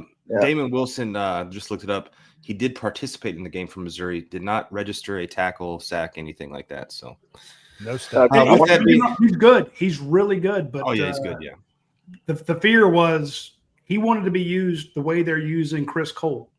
And He's not Chris Cole. someone in his entourage or in his wheelhouse said they're going to use Chris Cole instead of you. Now, I don't know that they would have. Now they have to. It became a self-fulfilling prophecy. But I'm loving Chris Cole. I said Raylan Wilson was going to be my defensive MVP. And that the defense, 6 points against – and people were crapping on Austin Peay. Remember, they have a quarterback in Parson who was at Mississippi State. He's played in games before. That kid did not get rattled. He didn't have a lot of weapons around him. That's not his first time in the SEC stadium. That kid was pretty good. Well, look at some of their starting field positions too. It was like, it was very, could have been easy for the defense to give up something more than 6 points for sure. Absolutely. And then, so you were talking a little bit about like Gunner rolling out and like not. Does he have like a 3? I know the blocking hasn't been great, but like, is it like a 3-second drop back and then I'm shutting it off, tucking it, and getting out of there? Because there was a couple times. One time early in the game, he rolled to the right and he ran it, but about 10 yards downfield, Delp was wide open, and that's going to his arm side. So is he just not looking down the field that long, or is he already like checked out, like I'm running it, and that's what's happening? Yeah, I think you're right. That's what I said last week. I said Yeah. his first look after he gets out of pressure is to run. Yeah, and then speaking of running, not to get I'm a run myself. My wife is Right. calling me, but, and I didn't mean to cut you off, Jordan. No, you're good. Georgia, we've got the spread on ESPN for next week. I'm sure none of you three have seen it because it's the first time I've seen it. What is the opening number right now? Georgia at Tennessee. Tennessee by 3. Eddie? Georgia +1. I was gonna say Tennessee 2.5. Georgia -7. Maybe Ooh. Vegas knows something we all don't know. Hey, that's And with that, I'm out of here. Appreciate you guys. Thank you so Thank much. you, Paulie. all right, Paul. See you next week. Hey, let me know if you want to bet on something, brother. Oh. DMs are open. Illegal stuff. Yeah. Oh, Yeah, don't talk too much about illegal stuff. Eddie, yeah, Eddie will call sorry. cops, dude. Yeah, that's right. See ya. No, See you, buddy. see you, Paul.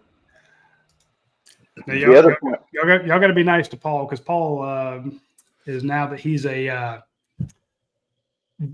certified contractor, he got his certificate to be a contractor, which is really tough to do in the state of Georgia. right? He is slammed. He's fixing houses, building roofs, doing all this stuff, and he is volunteering to come on and do this show. Yeah. Wow. Basically, he's like, look, I can't devote the amount of time to UGA sports that I used to. Paul's been with me when I first took over. He's one of the first guys I brought on. Technically brought him on as an intern, and he's been with me ever since. He's one of my dearest friends. And whenever he does this out of the goodness of his heart. So please roast him as much as possible, but everyone appreciate the fact that he's jumping on as a freaking favor to me to be a part of this. So He's getting roasted out of love.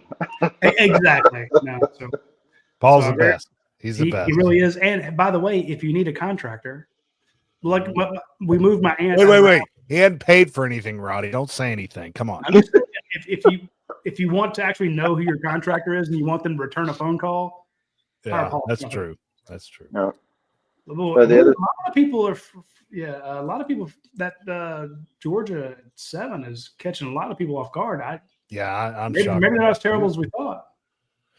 Well, I don't know what Tennessee hasn't faced the defense like this either. And if Aguilar led the nation in interceptions last year, maybe that's sticking in their head too. I don't know. Yeah. It could be. Hey, we're going to add another guy to the. We got a threesome. Let's make it a foursome. We're going to add Dark Star. Look at this jersey. Dark Star, baby. I What's like up? that. It's awesome. I came on last year on Kentucky, and you complimented the jersey. Remember what I told you, Roddy? Some little Chinese girl in China stole this off the ship and got it to me. So I had to snag it. And don't be.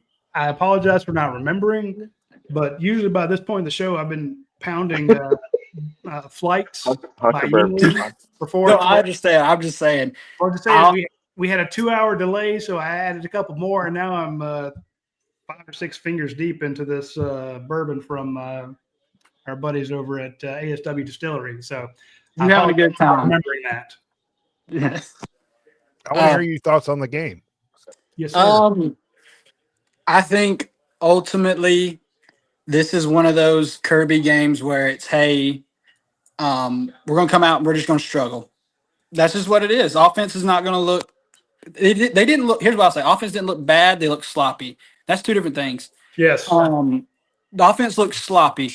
The Nate Frazier fumble, could he have held the ball tighter? Yes, but that's perfect defensive helmet placement. They teach you that in school. I'm not sure. Even if you held it perfectly, you hold on to that ball. London Humphreys, wet field, hold the ball better. That's simple. So you leave 21 on the field. Your defense looks, I would say, pretty good, probably great, considering where you left them on the field. One of the times you left them on the 35, you're 35, and they came away with 3. So Yeah. I just think it was a sloppy game, and it's one of those that Georgia's do every year. Kent State, Nickel, I think it's Nichols. Just one of Kentucky those. last year. Kentucky last year. Missouri 2 years ago, 3 years ago. Yeah. It's just one of those. It's one of those games, and I think Gunner is taking the whole. I need to be the guy, and I need to make the right decision. Maybe a little too seriously. Mm-hmm. Where it's, hey, I need to play on time. I need to be in rhythm. I need to make the right choice. What is Coach Smart going to yell at me for? Making the right choice. Well, the right choice is they bail 6, 7. Cash Jones is catching the ball at 8. Yeah, it's a check down, but it's a first down. Mm-hmm. It's the right decision, but Preaching to the choir. eventually No, I the had right no problem with that. No, but eventually no the right decision can get you in trouble because sometimes the right decision isn't what you need to make. You need to make the risky, hey, that's a tight window. I'm Gunner Stockton. I'm going to throw that thing 218 miles an hour, and he's going to have no choice but to catch it. So, Yeah. just one of those things. Bring that dog behind you on screen.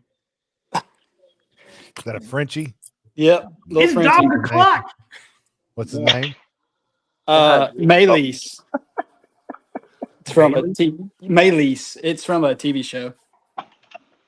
Okay. No, I like what you said, Dark Star. I thought you nailed it. I have no problem with a check down that actually goes somewhere. You know, again, that's like I say, can't go broke taking a profit. Just get it there. I'm with you though. At some point though, you need to cut it loose, and maybe that's what Kirby Smart said when he needs more confidence. Stetson Bennett pushed back, Mm-hmm. you know, and he would throw one into double coverage, and Kirby would lose his damn mind. He's like, "What are you doing there?" And he's like, "Hey, it worked, didn't it?" And if you've ever seen anybody with bigger balls than Stetson Bennett, then they probably had cancer. I'm just saying that guy is he was beyond confident, and sometimes it bit him right in the ass. But I think you're right. Gunner is like, "Hey, that's my time now. I waited. I want to do what the coaches." I mean, he's a coach's son. He wants to do exactly what they tell him.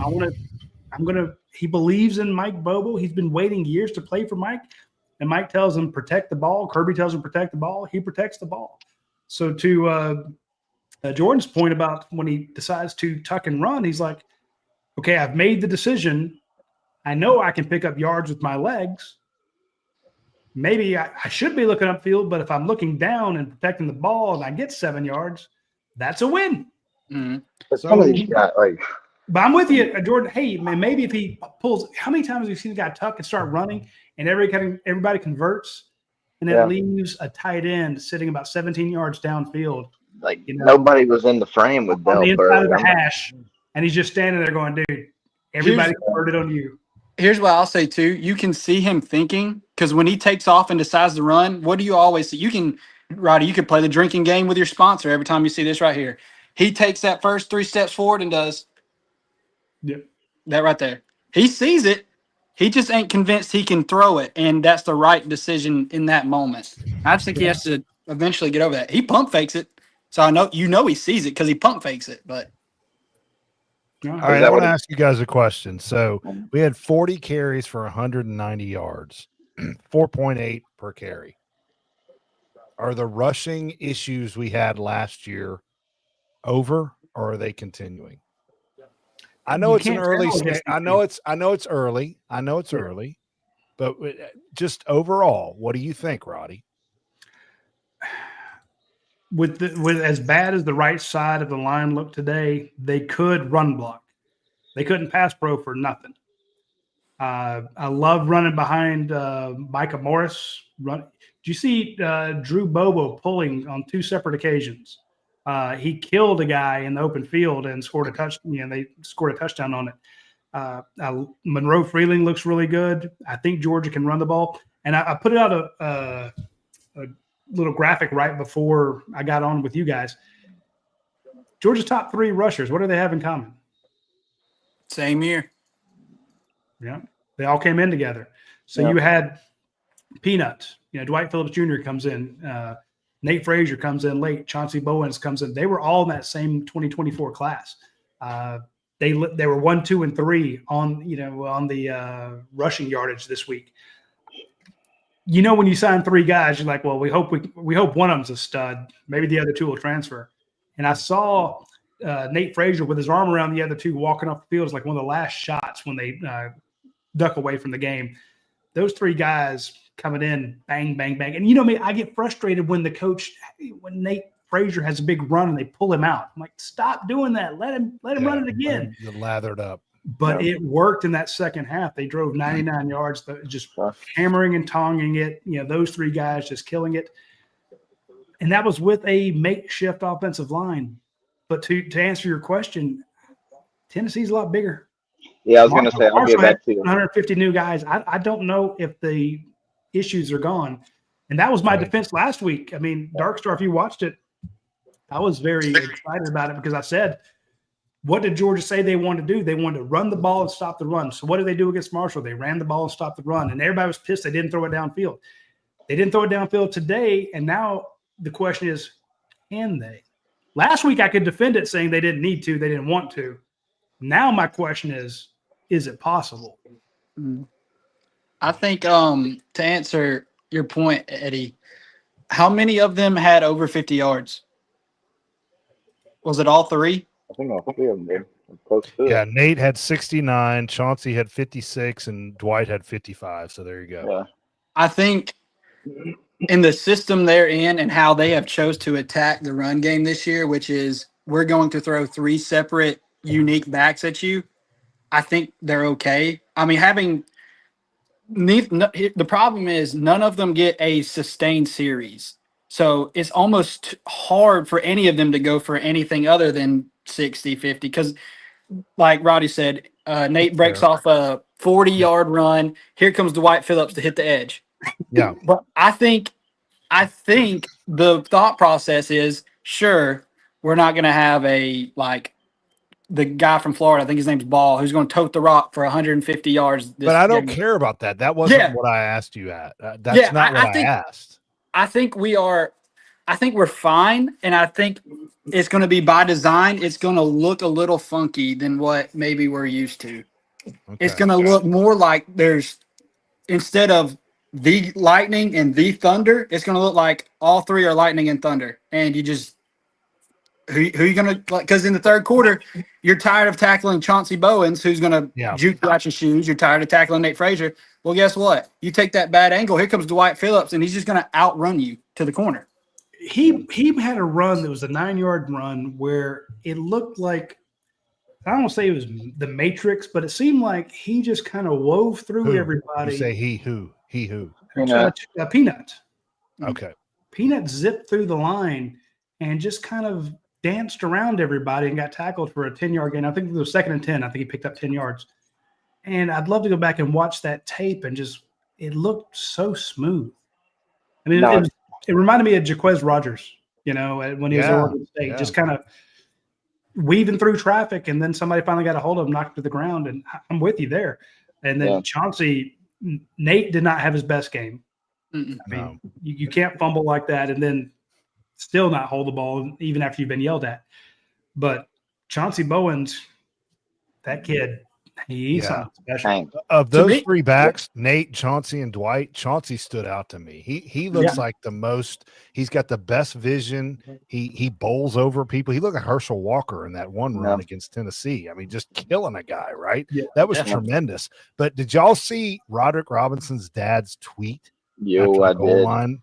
The 240-pound tweet? Yeah. Go ahead and comment on that. I mean, I didn't see that. That was damning. He said two 240-pound backs sitting on the bench, basically. I'm paraphrasing, while we couldn't score. He was talking about McCray and his son. I thought that was very telling.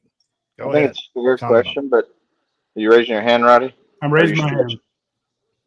All right, well, yeah, I saw that. I do think that could have been an option, but I almost rather would have seen Colby Young, Noah Thomas, Elias Williams, throw it up to the big man instead. I'm with you there.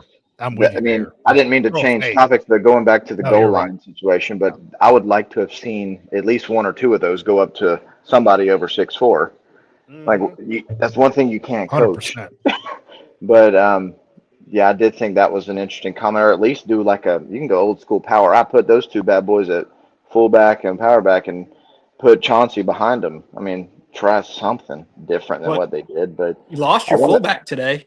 Yeah, you definitely did that, unfortunately. But I didn't get a chance to answer your other question. I do think that I don't think it's fair to answer that question about the running game being better until after next week. I just think until you see it. I know that's kind of a boring answer, but I don't think It's fine.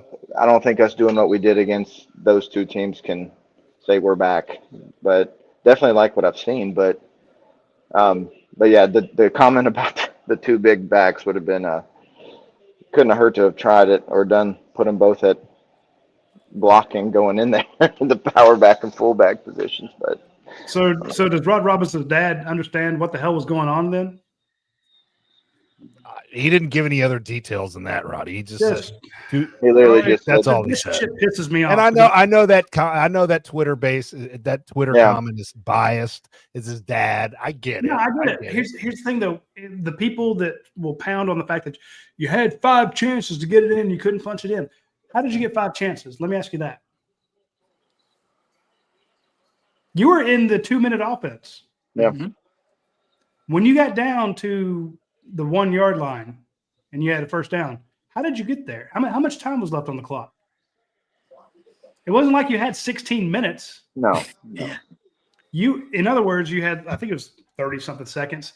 Mhm. So you threw it. Well, you tried to run it in, and he went to the wrong hole. Nate Frazier messed up. Again, like I said, wasn't his best game. No. Nate Frazier goes to the wrong hole. Okay, now you had to waste your timeout.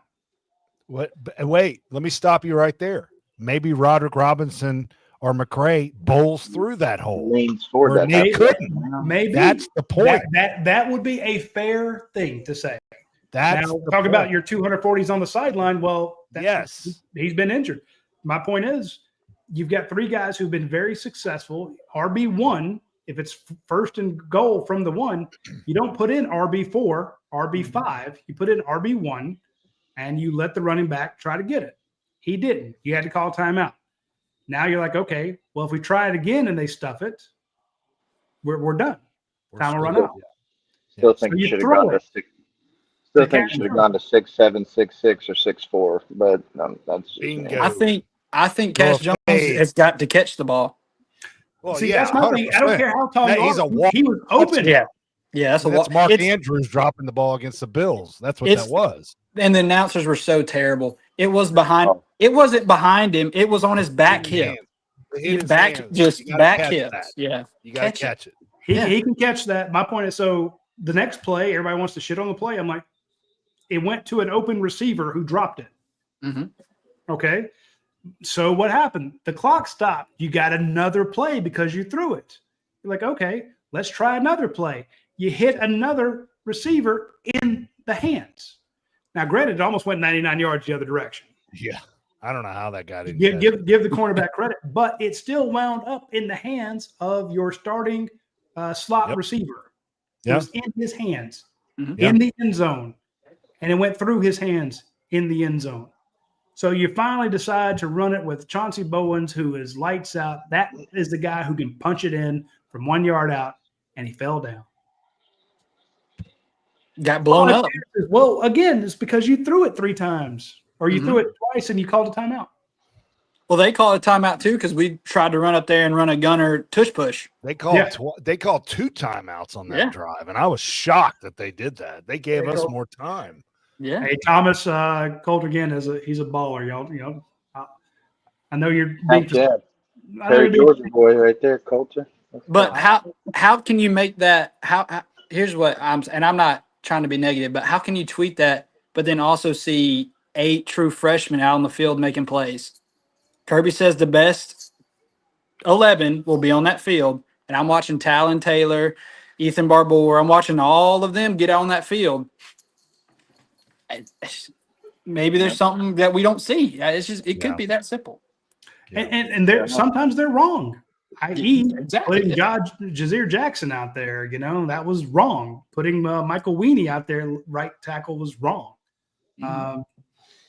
But to your Could've point, been how they Cortez practiced that Smith week. last week was the number 2 center coming in, true freshman. And then Dontrell Glover, I thought he played a hell of a game at right guard, and he's a true freshman. This is a kid who's does he even shave yet? I mean, he is brand spanking new, and he's out there mauling people. So my point is, you're right, Darkstar. When you have guys like that who the best play, and don't get me wrong, I'm a big Rod Robinson fan. I like the big Same man. here. I love to see Josh McCray, but there just wasn't time to pound it multiple spots. Yeah. Roddy, do you think Juan Gaston and Ernest Green start for the Tennessee game or not? I think Ernest Green does. I don't know about Gaston. Well, Gaston not being Don't in a boot has to be a good sign, right? I mean, was he in a boot? Oh, See, I thought I saw. when we saw him on Tuesday, he was in a boot and a brace and a cart Okay. and I a thought I little saw something scooter. about him for the dog walk. I thought I saw he was not in a brace or boot or anything. I don't know, but Kirby So- plays boot games too. They Yeah, love to true. like That's switch true. them up. They play games all the time. So But who you knows? think Full Ernest body Green pad. and not Gaston? Right now, that's just kind of where I'm leaning. And Okay. but again, I don't know how bad. Put it to you this way: midway through the game last week, we were the first to put out that it looks good for Juan Gaston. It's not a high ankle sprain, Right. you know. not. And then everybody else piled in off of our report, and other people confirmed it, and then so it looked okay.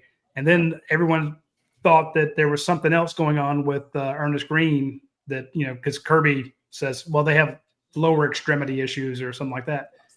We reported that it's Ernest Green's back, and remember, he had some sort of back surgery, some sort of back issue as a true freshman. So is that cleared up by next week? You can hope, because we were told it was stiffness. Maybe they can get the stiffness out of it.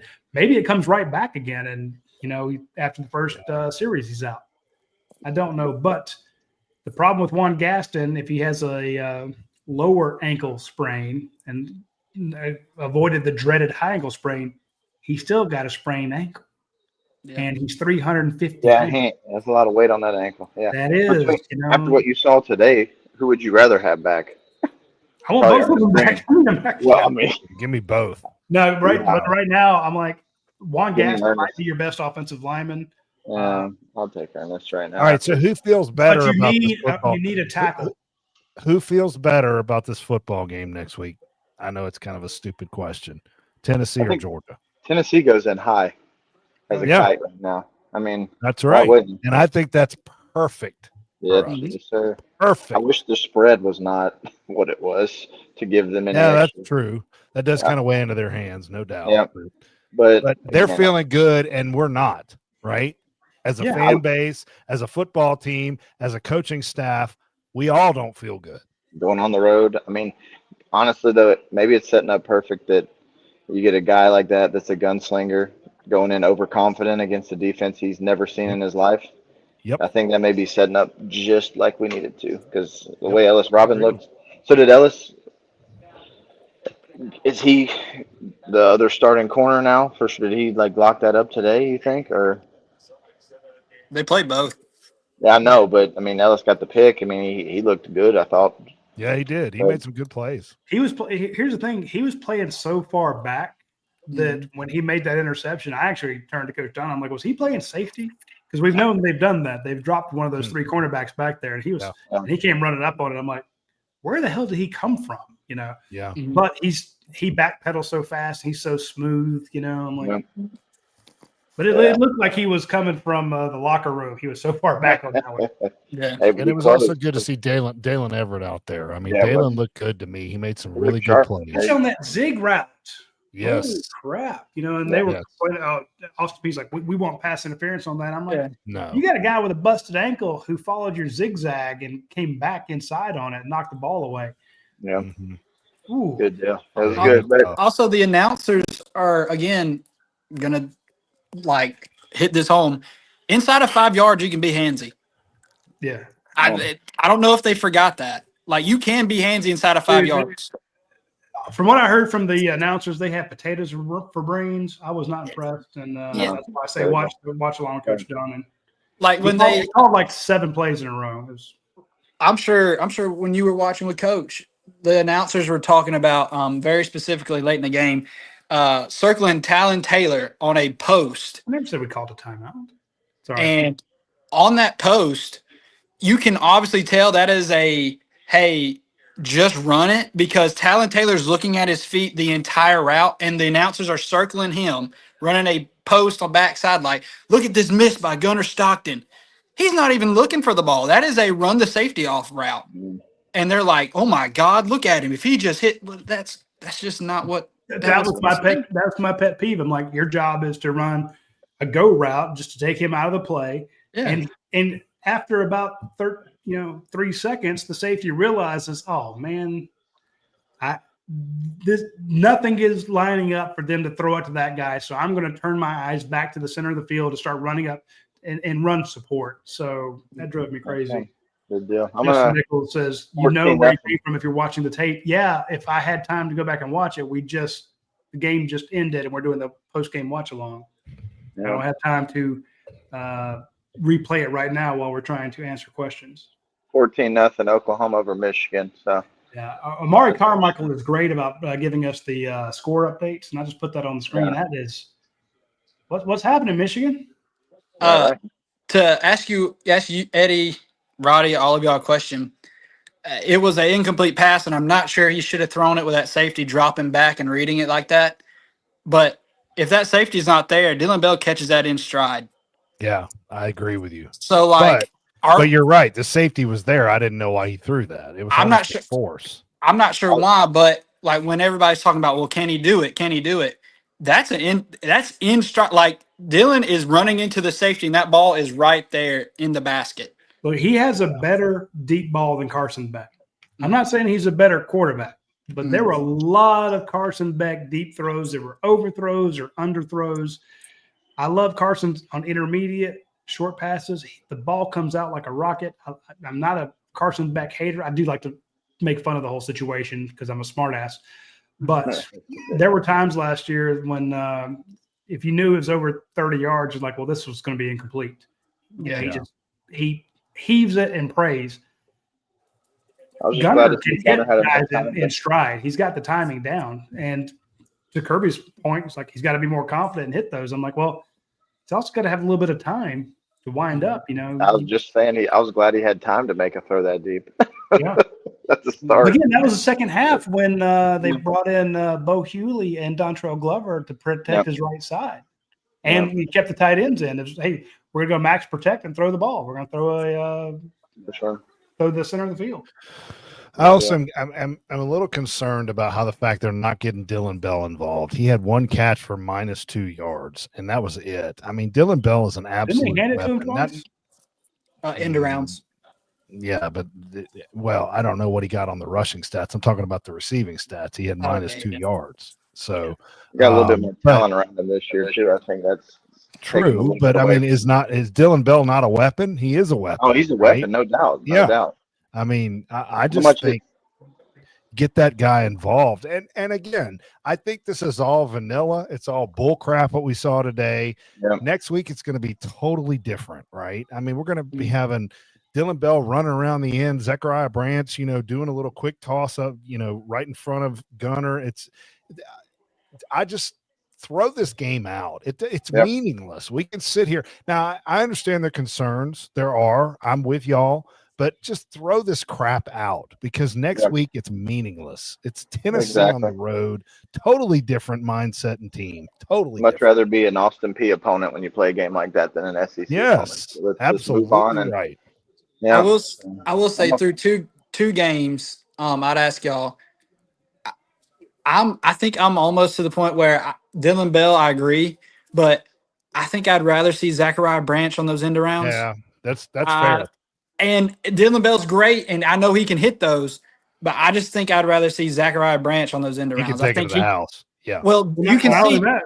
I mean, Dylan tries to cut back, and Zachariah Branch can put the brakes on going 100 miles an hour. You say that Zach cut back today, and that was a bad cutback because he had the edge, and he cut back, and I was like, man, you keep going, you're gone.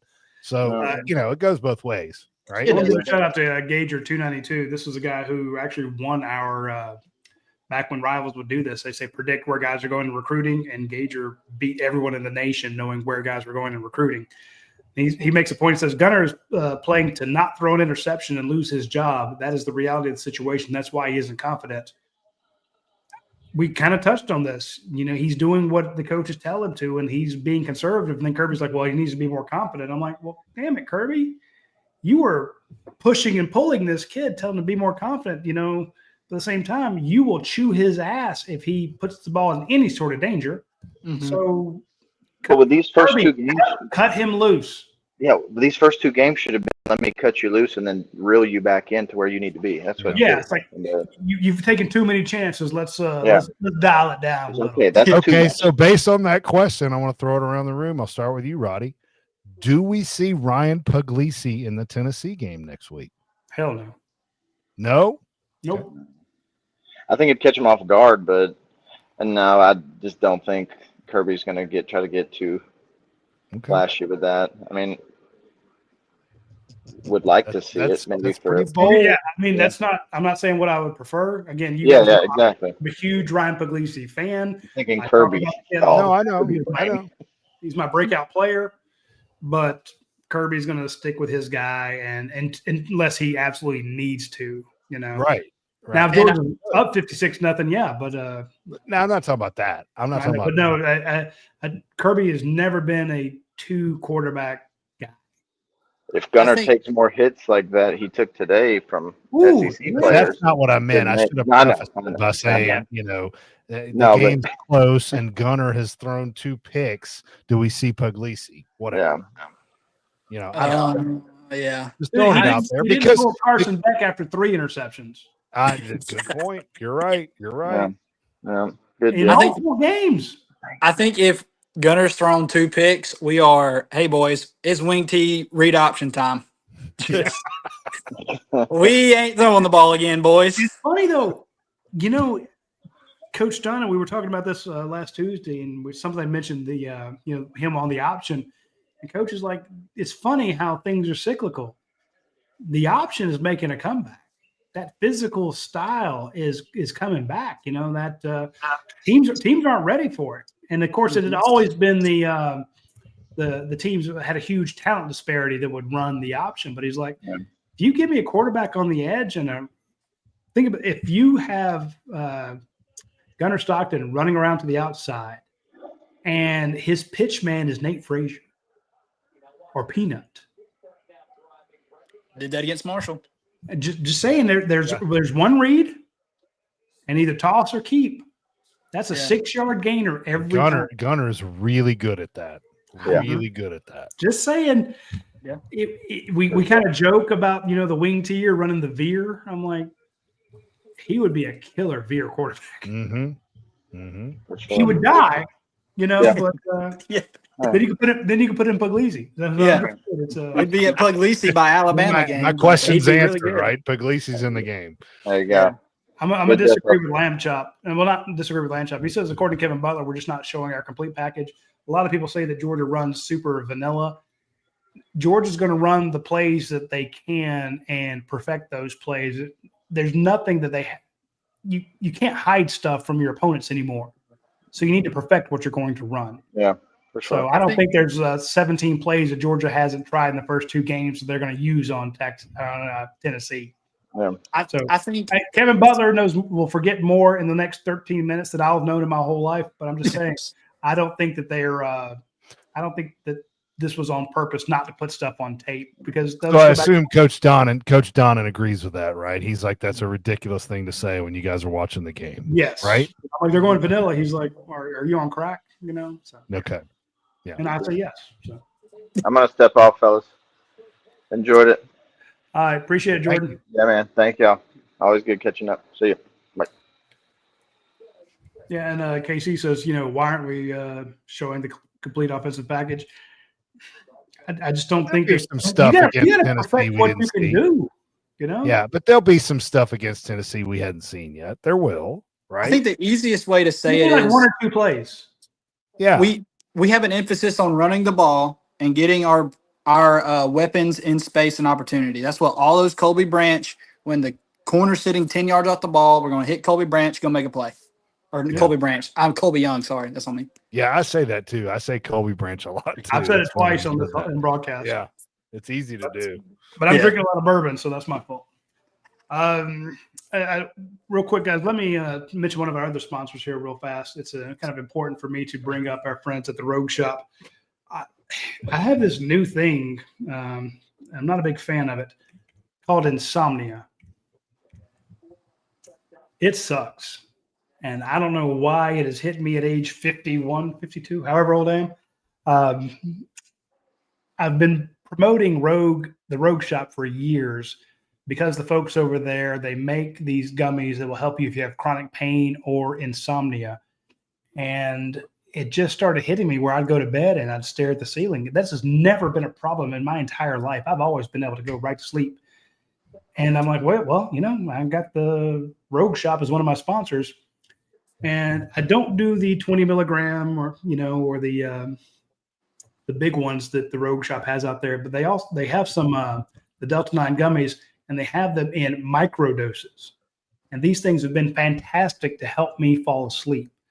So I'm telling you, if you have chronic pain, I was taking some of their stuff for my left knee issue. I need to replace the meniscus there, but I never get around to it. And I try to walk 4, 5, 6 miles a day, and my knee starts aching, and I take one of their little gummies, and it helps me with my knee issues.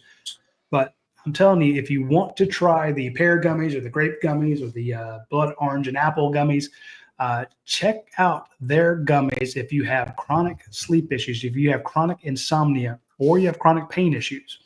Use promo code Bulldogs10, and I guarantee you will be able to sleep sound. And here's the thing. I know people that take like melatonin, and they're like, I feel like shit the next day. I wake up, I feel miserable. I wake up and start posting on the dog vent. You couldn't tell that you had taken anything, but it does help me sleep. My best friend Cheryl's had this problem. Of course, she's taking like the 20 milligram ones. She's a 20-year insomniac. So check out the Rogue Shop. I know we got a lot of folks in the comment section who have tried the gummies from the Rogue Shop, and they can attest they really work. Probably see a bump in sales after a game like this. Convenient timing.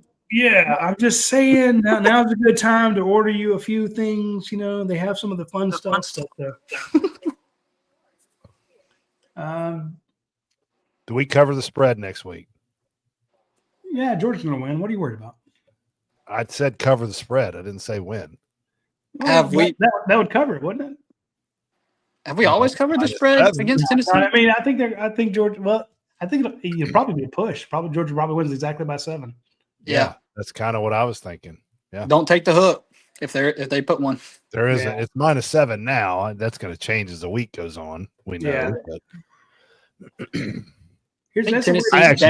I actually think it's going to be down to a field goal by the time we kick off. That's just my opinion. I think you're going to see it move. It's just a lot of that, especially my prediction, will come when I do mine, because every Friday everybody on staff puts out their predictions, and we don't just do score predictions. We predict whether or not they're going to beat the spread. A lot of mine will come down to what we hear about Georgia's offensive line. Yeah. You give me Juan Gaston and Ernest Green out there, I'm like, okay. Well, you're not going to hear anything, Roddy. You know that. You're going to ask, and Kirby's going to say he's injured. I mean, dude, why did Kirby say that to me this past week? Because he's not going to give anybody any information. Right. But did we not have the update on Juan Gaston before the game was over? Did we not have the actual true reason as to what happened to Ernest Green? And Kirby saying lower extremity when we know it's his back. I'm not saying we will learn from Kirby what's going on. We will learn from our sources what's going on. And when I hear more from those guys, gotcha. Now I will say my sources told me that Jazir Jackson might start, and I did not put it on the board. I didn't put it in my column because I thought, no way. That feels like one of those things they put out and you report it, and that way they can point to who the leak is. Mm-hmm. Yeah. So I missed it. I mean, I'll raise my hand to say, sorry, readers at UGAsports.com. That was my fault for not catching that, not predicting it. I should have put it in my column, but there's certain things that you get fed and it comes from a different source. And you're like, this is one of those things that they're putting out there. They tell like 9 different stories, and then whatever hits the media, they can point to this person's leaking. That felt like that's what that Jazir Jackson thing felt like. And then when I saw Jed May report that, Jazir Jackson is working with a first team right tackle, I'm like, oh, missed that one. I should have said something. So don't they give you 3 points for being at home? So wouldn't that make Georgia a 10-point favorite neutral? Yeah. Yeah. But I mean, here's the thing. They don't have the same defense they did. Mm-mm. They got a great quarterback. I think the whole Nico for Aguilar, if you're a Tennessee fan, you have to think, oh, hell, we got the best part. Plus, it made him look really good because the narrative went out that Nico was asking for a lot more money, and they came out and said, well, we're just not going to pay it. And he's just a greedy asshole. And it was like, wow, way to stick to your guns, Tennessee, even though you did pay a ton of money to get Nico in the first place. One of the biggest. They didn't carry that forward to keep him. So I give them credit for that. So everyone's like, great job, Tennessee. You were so principled and so above board. We love you so much. Great job. Boy, if you're Tennessee, you hit a home run in getting Aguilar. He is a great quarterback, and I love what he's doing. But as much as we're worried about Georgia's offense, they are worried about their defense. They don't have the same guys. I also think Kirby's defense by base personnel just is built to beat a Tennessee. Yeah. Just the base dudes. They kind of have Josh Heupel's number, do they not? I mean, Kirby does. He just dials in really well for that. By the way, I'm just going to lay this out there. The rumors about Alabama being dead are over. They're up 42-0. So Bama's back. Okay. So who are they playing? It doesn't matter. They're back 42-0. Louisiana Monroe, but it doesn't matter. Bama's back, baby. Now, here's the thing. You knew that they weren't going to be as bad this week as they were last week. Of course not. But you got to admit what you saw from Bama last week was completely different than what we've ever seen from Alabama. And this is a trend. Loafing, missed assignments, missed tackles, guys out of position, penalties. It's totally different than what we've seen with the Nick Saban era. Totally different. All that being said, they're going to come into Sanford and play the perfect game. We all know that. Oh, yeah. We know that. I mean, we know that. Question. So here's my question to you guys, though, is I was very, you were on the show with me. I was very excited about or optimistic about what I saw from Georgia last week. I was too.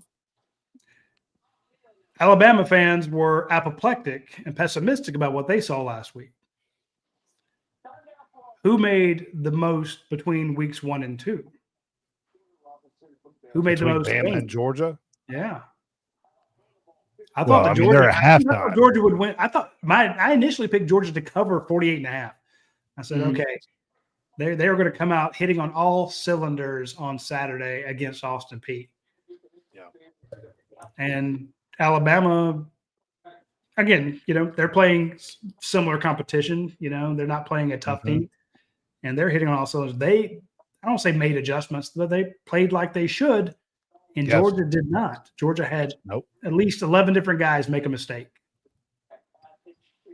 I think it's a good question, but in my view, it's two separate things. Georgia had we're sloppy day today.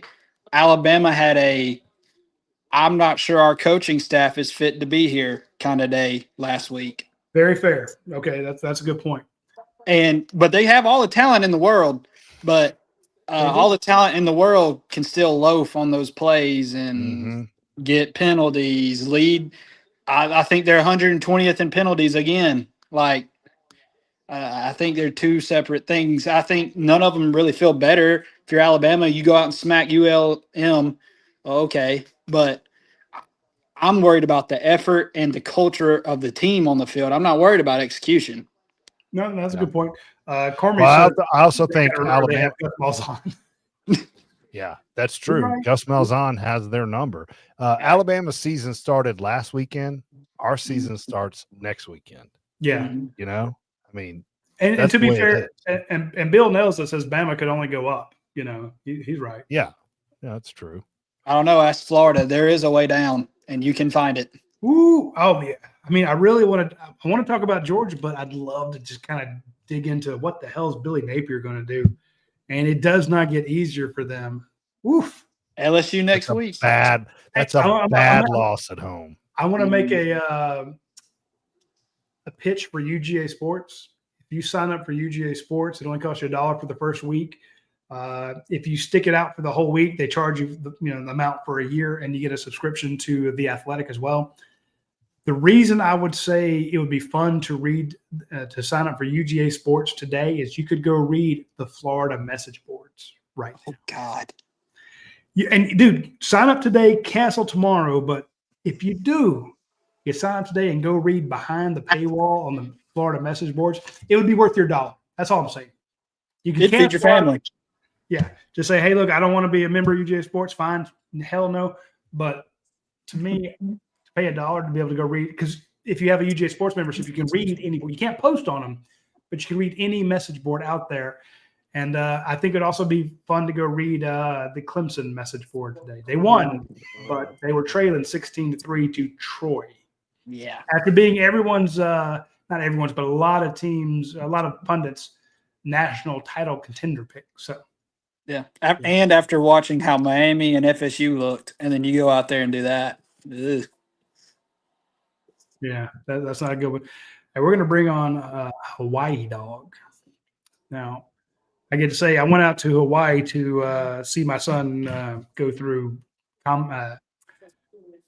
jungle combat school, and I'd never been to Hawaii before, and also interviewed a bunch of players out there.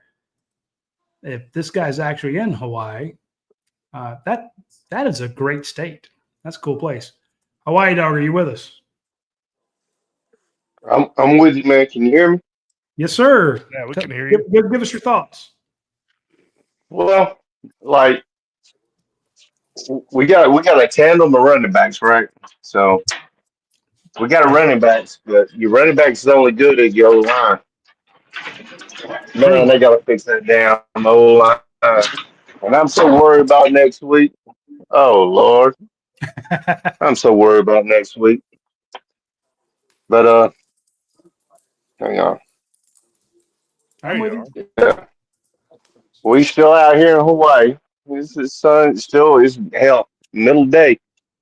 But Nice. yeah, like I don't know. I love me some Georgia. I love me some Kirby Smart.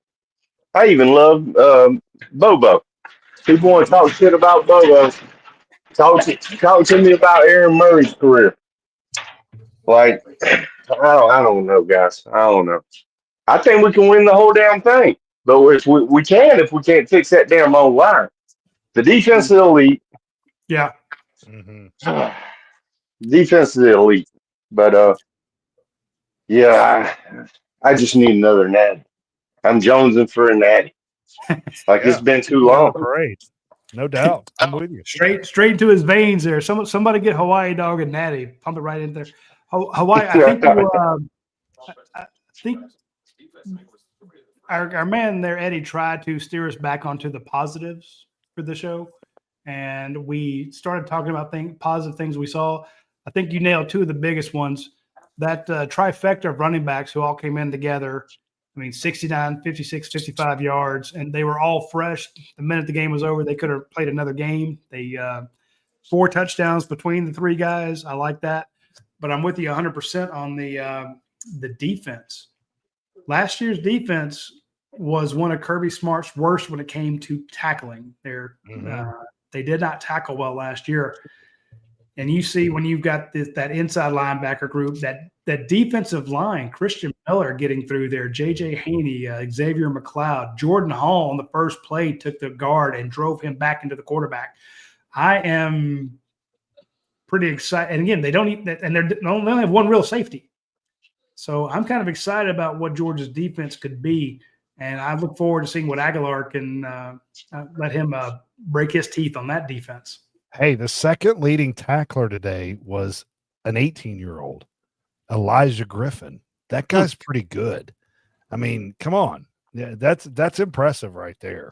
So Yeah. The defense, I'm with you, Roddy. I just think this defense is tremendous, and it's only going to get better. And those linebackers, you give them free roam back there, they're going to make all kinds of plays. I can't say enough about this linebacking core. I think you're right. Against Tennessee, it's a different animal. They're going to see next week against our defense. And I think we're going to shut them down. I think they may score 10 points against us. I just feel that way. Hey, I'm still in the middle of my show. I'll say one more thing and I'll dip out. I'm not sure our defense last year gets that stop on 4th and goal. That's all I'll have to say. And then I'll see y'all boys later. Hopefully we beat Tennessee, make it a yearly, almost decade tradition. But see y'all boys. All right. Thank see you. my friend. Thank you. Good job, Dark Star. I appreciate it. Let's bring on Corey Satterfield. We lost Hawaii Dog. Okay, we got Hawaii Dog back. Hawaii Dog, where you live? Where do you think I live? I live in Hawaii. Well, narrow it down for me. It's not. Are you in? I'm sorry, Roddy. I'm in Oahu. Okay. Yeah, man. So That's nice, man. real quick.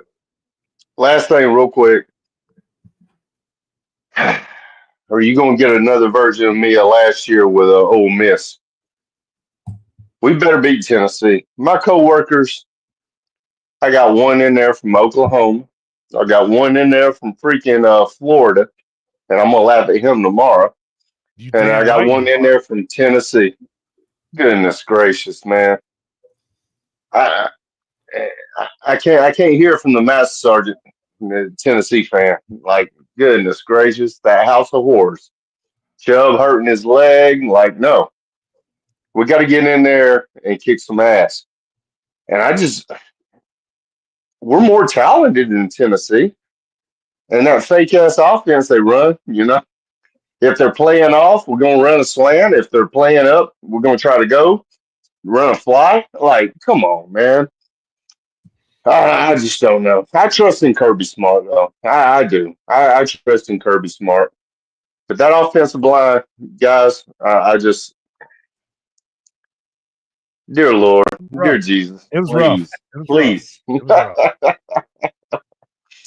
All right, guys. Hey, Roddy, I appreciate everything you do. I appreciate all the content you put out. Ackworth, I appreciate you, your 2 cents. Hey, aloha, guys. Go Dogs. See you, my friend. Go Dogs. That man does live in paradise. I've never really been excited about going to Hawaii. I'm like, because I always go to the Middle East to see friends and family and shit like that. Went to Hawaii and I'm like, ooh, this place is lovely. So, different animal, huh? It really is. I mean, it blew my mind. It's just mind-boggling. If you're not religious, you will be out when you go out there. You'll be like, there is a God. Look what he created. So I want to bring on Corey Satterfield. I started to mention him earlier. Corey, can you hear us? Yeah, I don't even know how to follow that one up. Yeah, cool. Well, come on, Corey. Give us your thoughts on the game. How are y'all doing today? Good. The first thing I want to bring up, I know a lot of people think that this wasn't a really good offensive game. Yeah. But if you look at the stats, I mean, we had 421 total yards of offense, 190 rushing, and 231 passing. Yep. And I think majority of people don't think we had a good offensive game because it didn't feel explosive. Because it was 28-6. There's no explosiveness factor to our offense right now. And I think that's the main cause of that. And I don't know if it's because if Bobo is just not letting him loose or wanting to save some plays for next week. And I also wanted to ask y'all this question. Do y'all think Zachariah Branch is the next Isaiah McKenzie? Ooh. He certainly can be. I think he has a lot of similarities in my eyes. Yeah. And then again, you can get more out of him than Isaiah McKenzie, though. Yeah. But I think speed-wise and size-wise, I think he's just like him. Yeah, very, very fair. But I think the fact that they like to go to him so much as a receiver instead of just kind of a return guy, I definitely think you could get more production out of him. And don't get me wrong, Isaiah McKenzie was a fantastic. He killed it in the NFL. How many years did he play in there? I mean, he's I want to say 4 or 5, I think. Yeah, so I mean, he's definitely got that kind of NFL speed, and you see that in Zachariah Branch. But again, one of my fears for Zach Branch was in year 2 at Southern Cal, he had a few drops. And I was told that he had a few drops in practice. But then, sure enough, last week, you only threw it him 3 times, or he caught 3 passes and had 95 yards. And that's kind of that Isaiah McKenzie-ish. Just get the ball in his hands in space, and he's going to gouge you. And today he had a pretty good day, but he didn't have what he would normally do. And there was that one ball that went through the cornerback's hands, and he kind of hit him in the end zone. And a lot of people say, well, it's not fair that it was a drop because somebody cut him off. He couldn't see it. It just kind of hit him in the hands after it went through the cornerback's hands. Fine. But I think that he could be more productive than Isaiah McKenzie. I agree. I think I see as Isaiah McKenzie more of a return guy on punts and kickoffs and that kind of thing. And Zechariah Branch does that as well, but I see him more as a solid receiver and can get more yards down the field than Isaiah McKenzie did, right? He made I thought that catch he made right on the goal line was a phenomenal catch. That one to set us up first and goal where we ended up not scoring, but that was a great catch by him. Roddy, you said he's had some drops. I haven't seen those yet. So no, he's been. Yeah. I mean, there's the one today. Football games.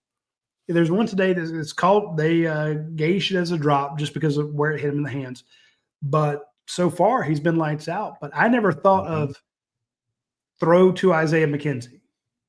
Remember our third and 8 question? Who do you throw to? Yeah. Right now, I'm like, throw it to Zach Branch. That was my answer. Yeah, I'm with you. I'm with you 100%. But the game has also changed that it's so hard to get a return now. It's hard to get a punt return or a kick return. Yes, it is. So I think he may have a lot more success as a receiver than as a kick returner or a punt returner. So I'm not trying to dodge your question there, Corey. It's just I think you may get more out of him as a true receiver than just as a return guy. Yeah. Corey, what do you think about this game going into next week? Does it mean anything? Are you nervous about next week now, or are you confident that we're going to? My only issue with next week is Gunner. Yes, he was 26 of 34 for 227, but he didn't throw a touchdown. At times, it looked like he was double clutching his throws, like he wasn't sure if he wanted to throw it in an area. Yeah. And then whenever something was covered and he didn't want to look downfield, he just took off running, which shows me that he's scared of trusting his instincts. And that's something that I think going on the road, you're going to have a lot of that, and you're not going to really perform to the best of your ability, which I'm sure they're going to look at that at film and address the issue. But it's better to get rid of this now than midway through the season having the same mistakes. Are you confident that we're going to win next week? Or I think our defense will. Our defense is good enough. Just get the win. I like the aggressiveness that our defense has this season. Yeah, they're really excited. It seems like compared to last year. There was I think one of the first. It was maybe the second drive. I was nervous about because we really struggled to get in the outside runs last year. And it seems like they've really worked on that this season. They're setting the edge much better. And that part of that is because of Chris Cole and Raylan Wilson, right? I mean, those guys are unbelievable. So, but the thing that shocks me the most is our defensive line, how young they are, and they're still playing amazing. Right. Well, when I think about Jordan Hall and Christian Miller, when I think of the defensive line, I don't think of them as being young. I just think that inexperienced. Well, Christian Miller's played a good bit, but remember Xavier McLeod had that pass batted down, hit him in the armpit. I'm thinking if you've got a core there that can, your 0 technique can take up a couple guys, your 3 technique can take up a couple guys, and it just allows Raylan Wilson and CJ Allen to feast. I'm excited about that, Corey. I like that the aggressiveness. I think you got 3 good cornerbacks. It seems like there's more confidence this season than last year. I agree with you 100%. My only hesitation is you haven't faced a quarterback like Aguilar. Yes. And I want to see number 7. And you guys know I don't rip players. I might rip the position, but I don't go after players. Last year, towards the end of the season, I was very frustrated with Daniel Harris because the opposing team would look at three places. One, do we have a matchup on a safety? Well, we're going to go there. Two, do we have a matchup on a linebacker? We like that even better. Mm-hmm. Three, do we have a match? Who's Daniel Harris covering? And that's who you'd pick on.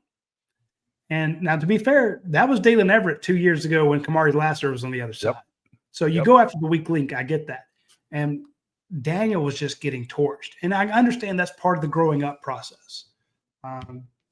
It happens. But I would like to see him in a game against a good quarterback and good wide receivers, see how far he's progressed. I know everyone's like, well, Ellis Robinson's the guy. If he was, and he could be, then he'd be playing. Mm-hmm. So Daniel Harris that's the guy they started over him. So between those two against a good QB, I want to see how much he's developed because I'm not worried about Dalen Everett. Yeah, Dalen will get burned. I mean, every cornerback will lose a battle, but if you can give me one of those two guys on the other side locking it down, now your only real weakness is whoever plays opposite KJ Bolden, because KJ Bolden's going to be legit. I'm like, in other words, Mike, I'm not worried about the front seven like I was coming into the season. I was worried about the defensive line. So far, I'm pretty excited about the front seven. I have questions on the the secondary.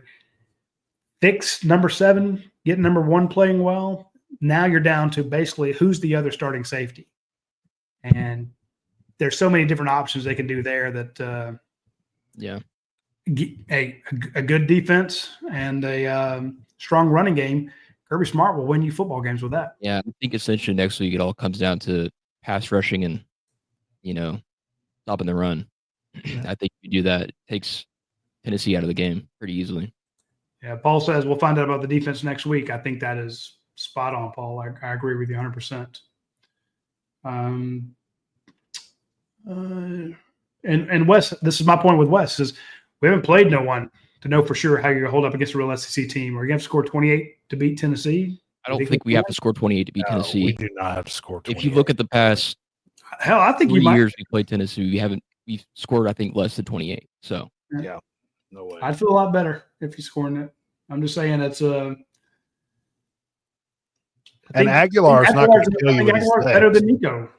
So, yeah, but he's not going to. Nico's more of a running threat than Aguilar is, right? Mm-hmm. Yes. Yeah. So I mean, that's been our bugaboo for years. Has been that running quarterback.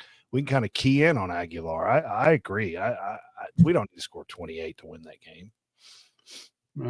I feel better. And here's if we don't, it'll be like, damn it, Bobo. So we'll take.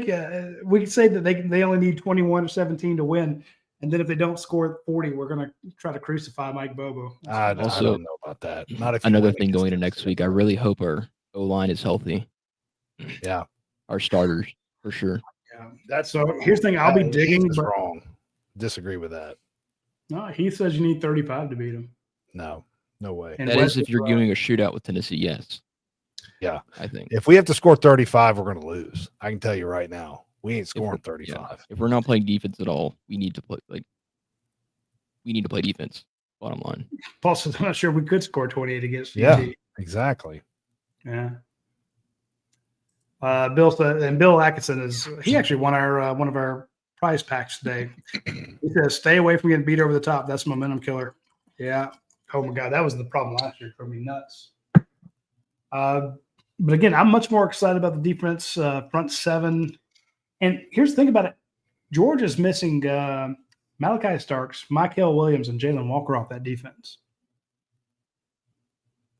That's some pretty good talent.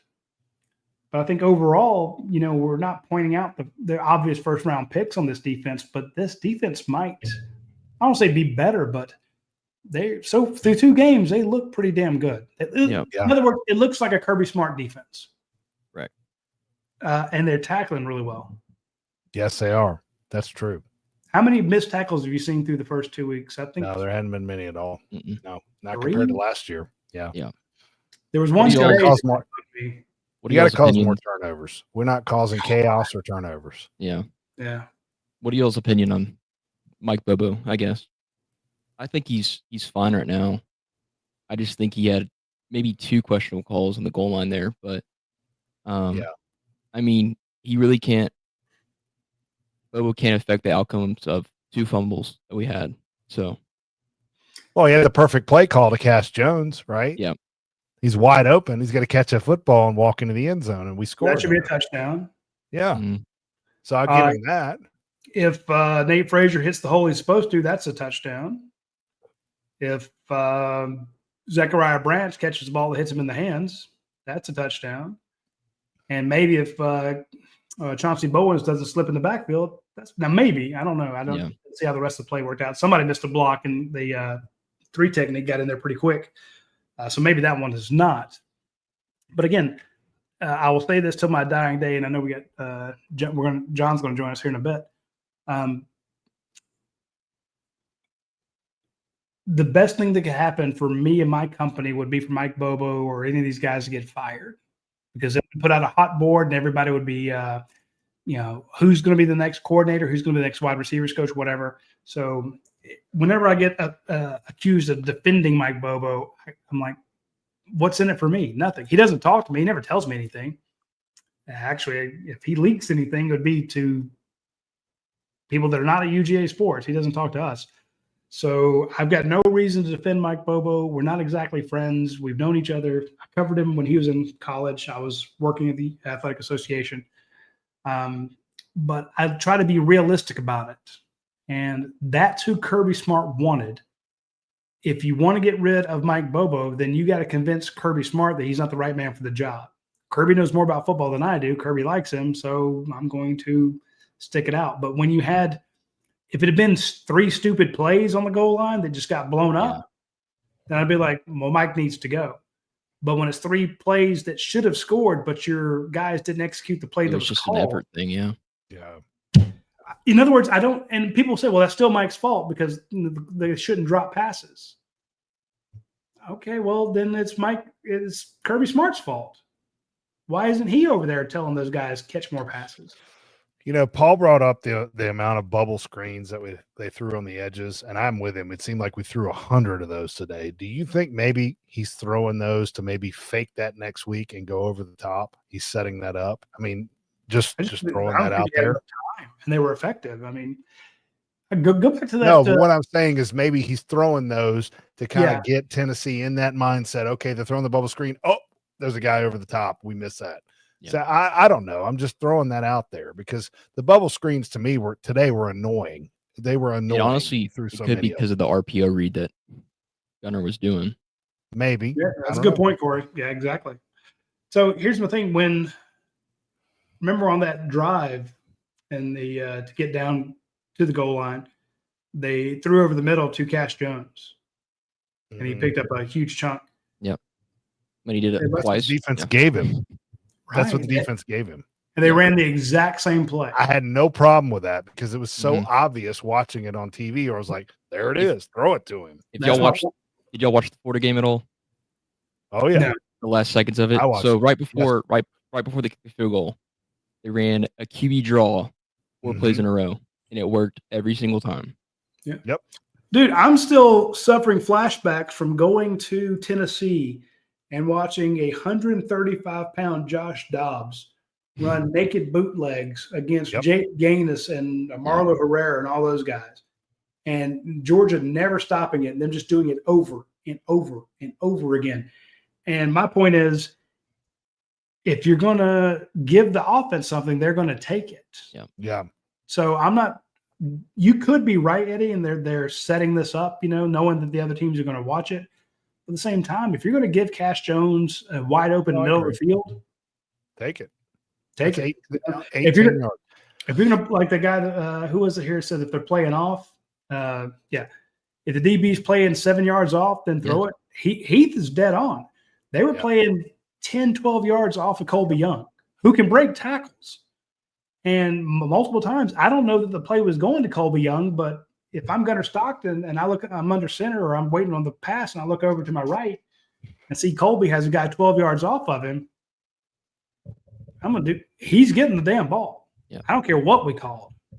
So All right, I'm going to bow out. I got to get some sleep. I'm going to the Falcons game tomorrow to watch us lose to Tampa Bay and Baker Mayfield and him run around and do all his whatever he does. So I'm going to bow out. I think you got Andy in the lobby, right, Roddy? So, yeah, I got John first and then Andy. So I'll bring them both on good. here. Well, thank you. Thank you, Roddy. Appreciate See it. you, man. All right, so it's me and Corey. Then we're going to add John, who's John, are you in your car? Yeah, man, I'm a glutton for punishment. We went to the Braves game as well as watching this football game today. All right, so he's driving, and we got Andy. I'm back. I came back. I was going to relieve Eddie. He looked like he was falling asleep. He's old. He's old. He's like 78, 79 now, so he's getting there. He's old. Now, but we got to ask before anything happens there, John, are you okay to drive? Yes, absolutely. Hey, let me ask you this. You guys do this for a living. If you had to pick one area that Kirby Smart's been deficient at, if you want to use that word in recruiting, what would you say? In recruiting? Yeah. Like high school recruiting or high school recruiting. High school recruiting. One area. I mean, he's been great in the secondary. Let me just throw it out there. So we won't play a guessing game. Other than Jake Fromm, what quarterback has he hit on? And we can't say Stetson because he ran him off twice. Well, I mean, Justin Fields, he was the guy that came. We can count him for 2 games. I don't even know if he ever played a full half, did he? He played maybe total. I guess what I'm getting at is I don't know why anybody is surprised. If Gunnar Stockton was, and I like Gunnar, if he was that good, wouldn't he have beaten out Beck last year if we believe what they're telling us that the best will play? I mean, I'll answer it this way, and Roddy, you can correct me if I'm wrong, but, last year going into the season, everyone said that Carson Beck was a first-round draft choice.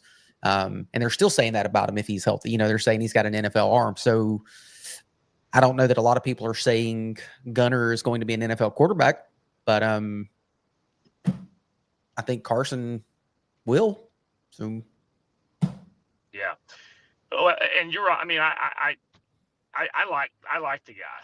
I like the guy, and it's going to sound counterintuitive or whatever the word is. I can't even think of. A good quarterback's not afraid to take a hit. And he's not afraid.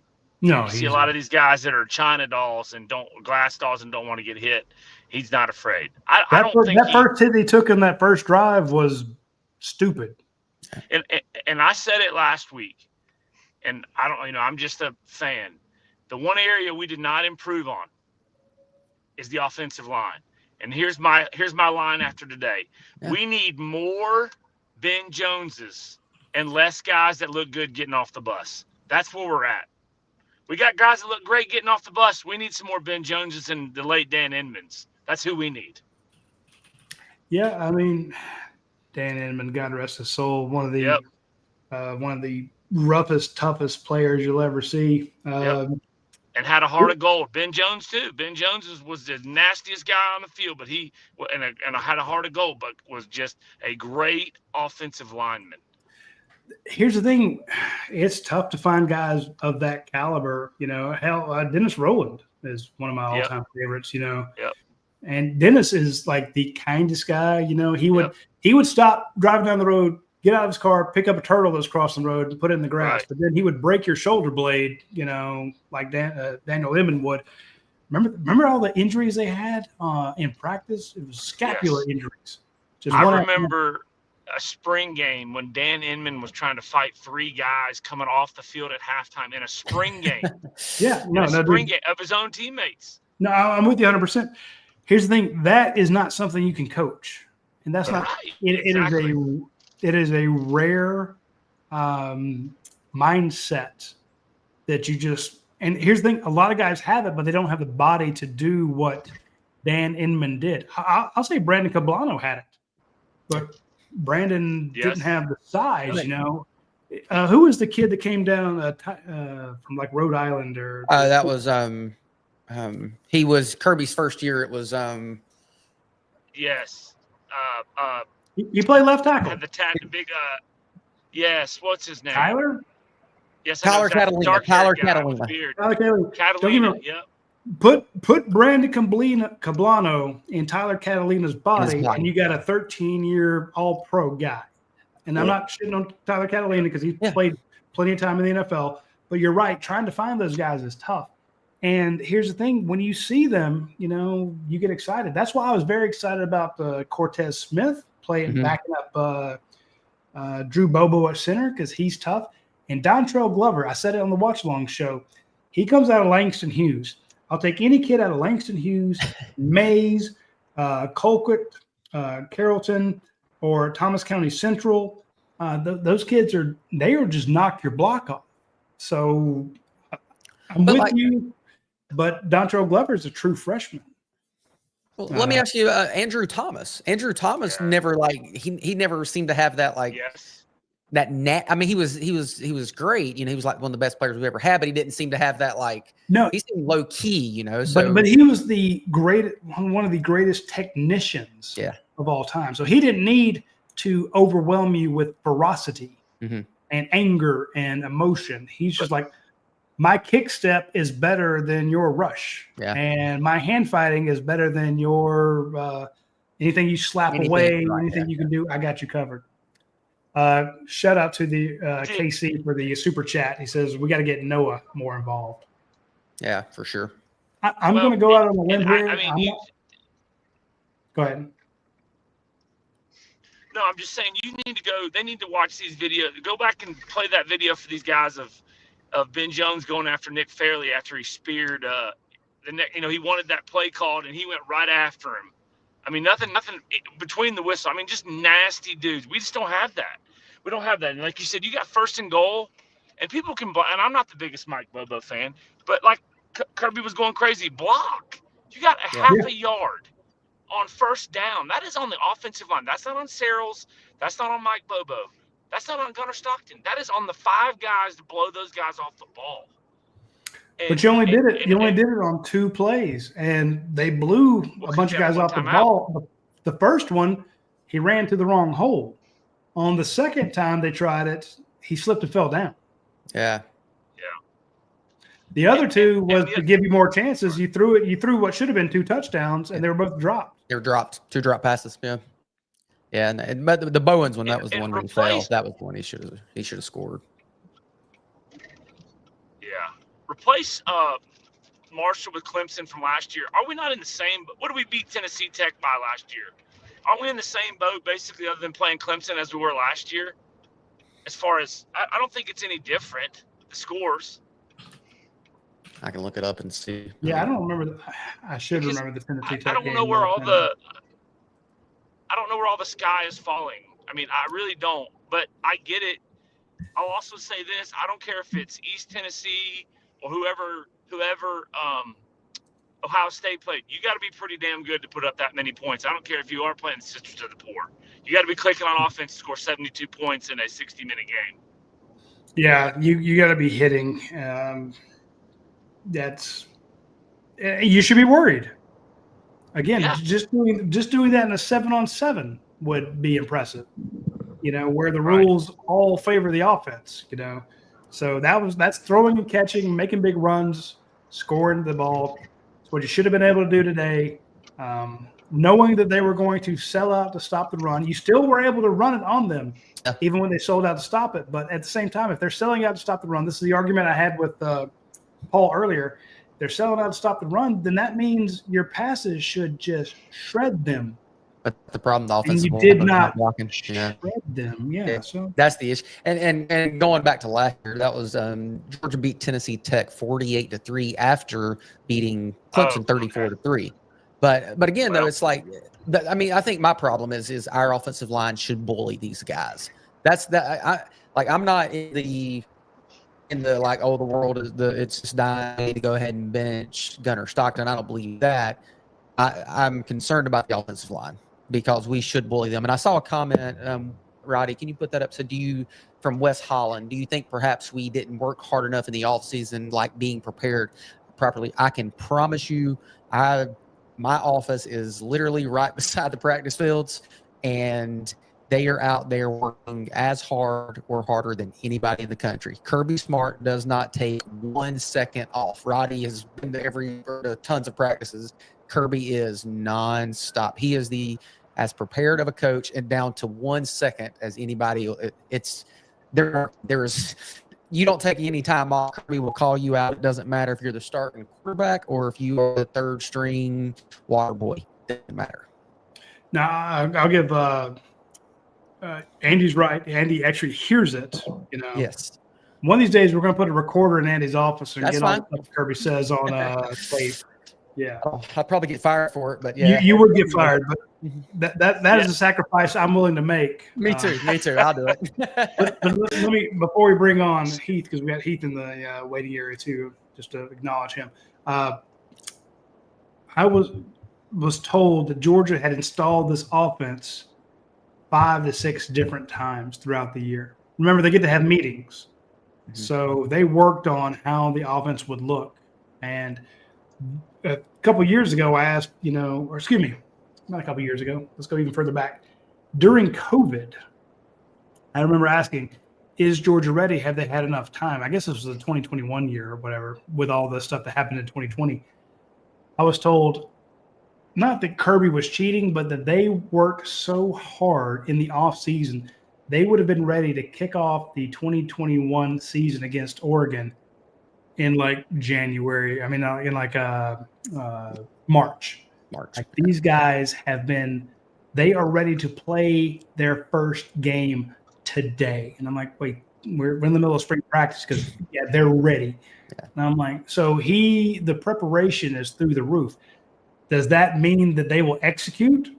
No, because that's what we saw today. It was lack of execution. So I'm with you. Yeah. It's a great question, Wes. That's a brilliant point to bring up. It's like, did they not work hard enough? They work hard on it, but the frustrating thing that we can't understand, Wes, is that when they work this hard on it, they still F it up. And you're like, and if I'm Kirby Smart or Mike Bobo or nobody on the defensive side, but if I'm any of the offensive coaches, I'm pulling my damn hair out. If I'm James Coley, he doesn't have a ton of hair. He's got kind of a widow's peak thing. I would be bald headed seeing my receivers drop passes after all the work I've done with them. I would lose my damn mind. So I know y'all got a bunch of people to get on. I just want to say one more thing. AJ McCarron did the rounds on podcasts this week, and he does a good job. And he brought up something that I think is a valid point. He's like, do you think he was talking about DeBoer, but he's like, do you think any of these coaches of these schools like this go through an interview and people are like, oh, I don't think this guy knows what he's doing and we're just not going to hire him. He doesn't know what he's doing, but we're just going to hire him because he's a nice guy. It comes down to scheme and execution. And what gets players fired is these coaches can't execute, or these players can't execute the scheme. And I'm wondering if that's what it is. I know we drop passes and all that, but if an offensive line standpoint, is it scheme? Because now we're basically 2 years in a row of this. Well, a year and 2 games. Is it scheme? Do they not understand? Do they not know what they're doing? Are they not the right offensive lineman for this scheme? Is that what we're looking at? I'm going to say I think that is the $1 million question that we don't know the answer to, and because I'm not the biggest Stacey Searles fan. I don't know. Like, is he making it too difficult for these guys? Is he not teaching them the correct techniques? There's so many questions that I don't know that we can ever know. But I'm with you. That's the question I would like to know. Is there a issue with what is being taught that is the problem? Because you can look at recruiting rankings. Like Georgia's, they're getting 4- and 5-star guys every year. It's not like we're out there recruiting 2-star guys and 1-star guys at best, So I'm with you. I don't know the answer to that. Roddy, do you know the answer to that? I'll put it to you this way: you had 4 guys drafted off the offensive line. Yeah, and 3 of them are going to start in the NFL. Well, there's your answer. The talent's there. The talent's there. They weren't going to start when they showed up as freshmen. So they've learned. And when you saw on that first touchdown, Monroe Freeling, Drew Bobo pulling from the center spot. Drew Bobo is good. He looks good. And he knocked the guy down. When they are healthy, you saw Juan Gaston last week when he was healthy, go across and absolutely ripped the life out of a cornerback when they ran counter. Give me counter plays. Give me power plays with Micah Morris and Juan Gaston. I'm excited about that. But then at the same time, when you've got Michael Weaney and Jackson just getting destroyed on the edge. Yeah.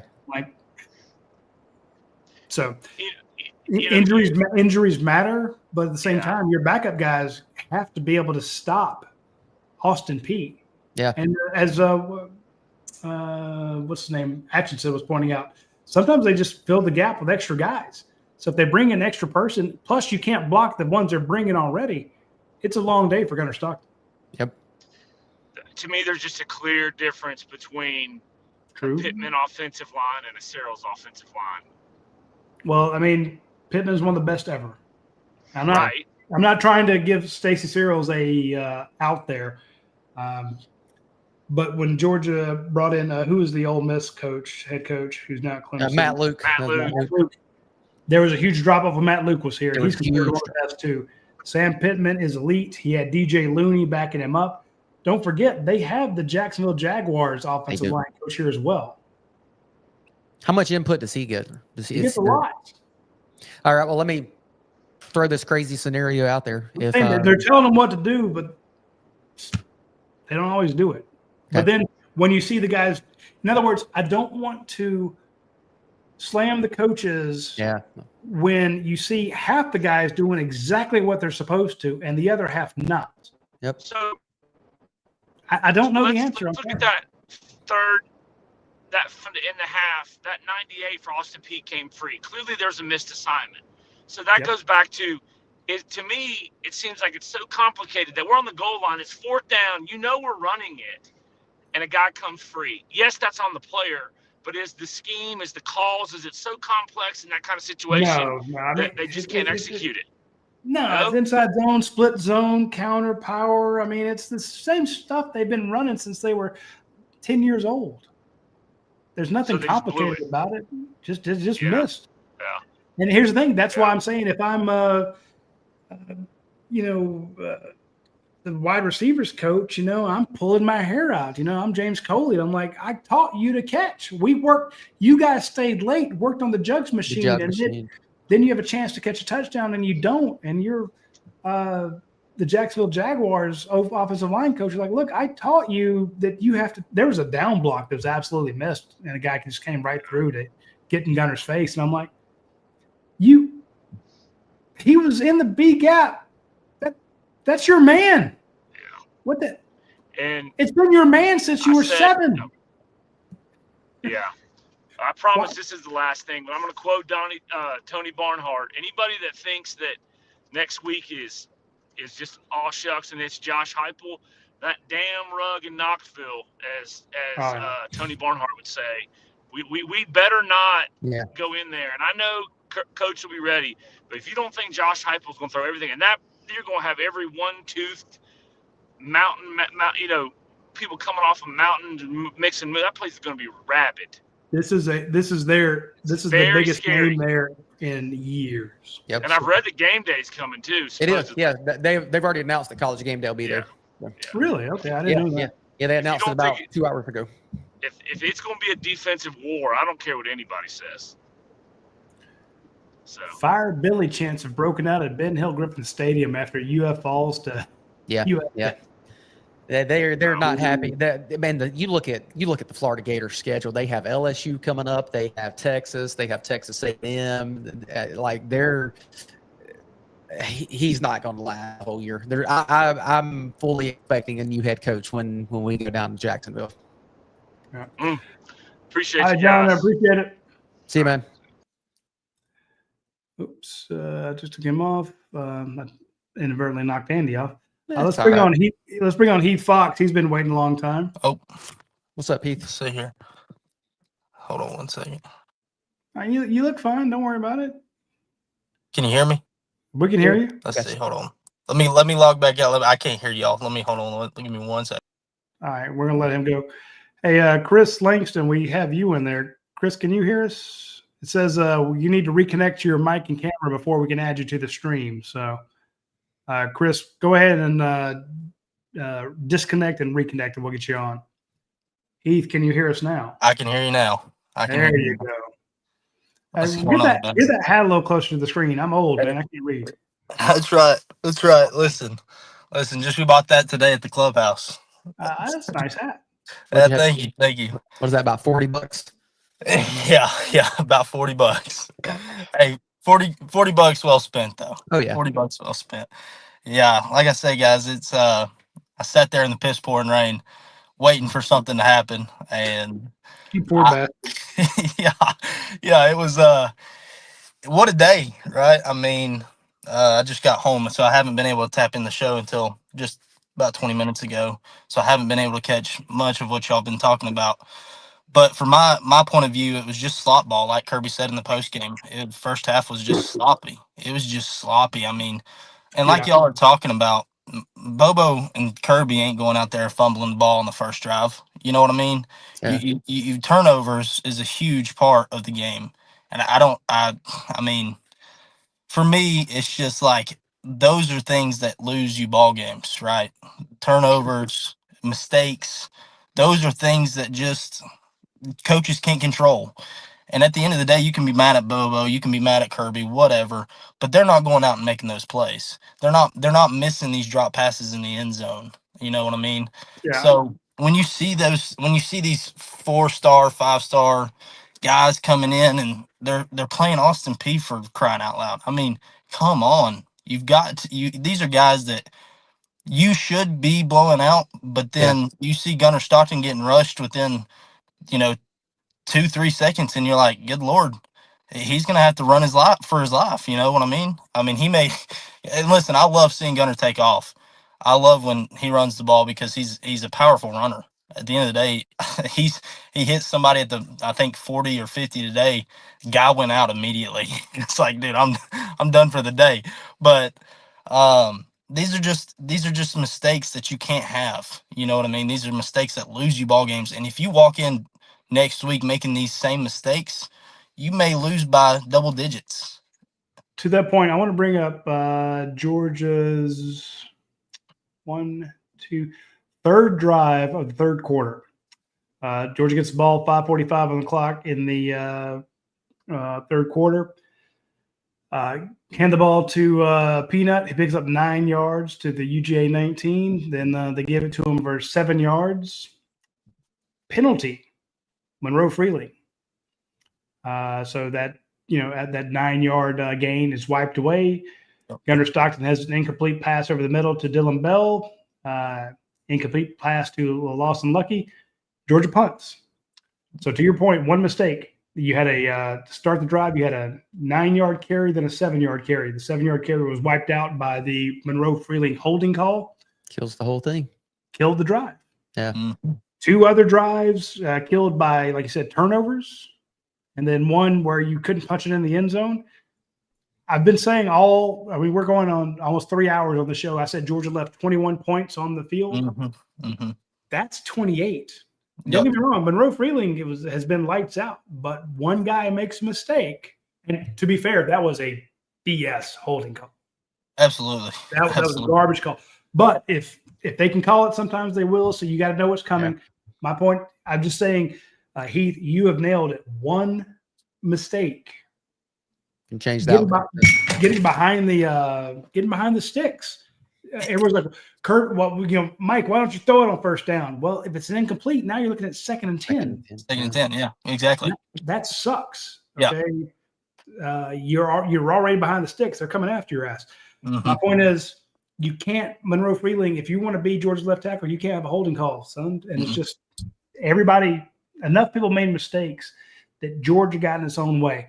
Normally, I would be on this show, he's saying, all Georgia has to do is fix Georgia's problems. You don't worry about the guy across from you. Tonight, I'm worried. Can Georgia fix Georgia's problems? I've always been confident that they can. My confidence has been shaken. I'm in that Gunnar Stockton. Kirby Smart saying Gunnar needs to work on his confidence. My confidence has been shaken because it's still happening We saw a lot of the same stuff last year all season, and now we're seeing it again this year. And that's the thing. If it's like a 1-off, 2-off thing, but now you're talking about 16 games, 17 games, and the same things are happening. And that's the thing that worries me. And again, you got the offensive line just struggling. That we saw that all last year. We saw drops with the wide receivers, and we're seeing some of the same things. And and the thing is, a lot of it's new faces. It's new guys that's doing some of the same things. So that's the scary part. What did you we lead drop passes last year? I mean, I think we led college football in the drop passes. Yeah, and drop passes. If you at least take half of those out, I mean, who knows how many points we put on the scoreboard more. You know what I'm saying?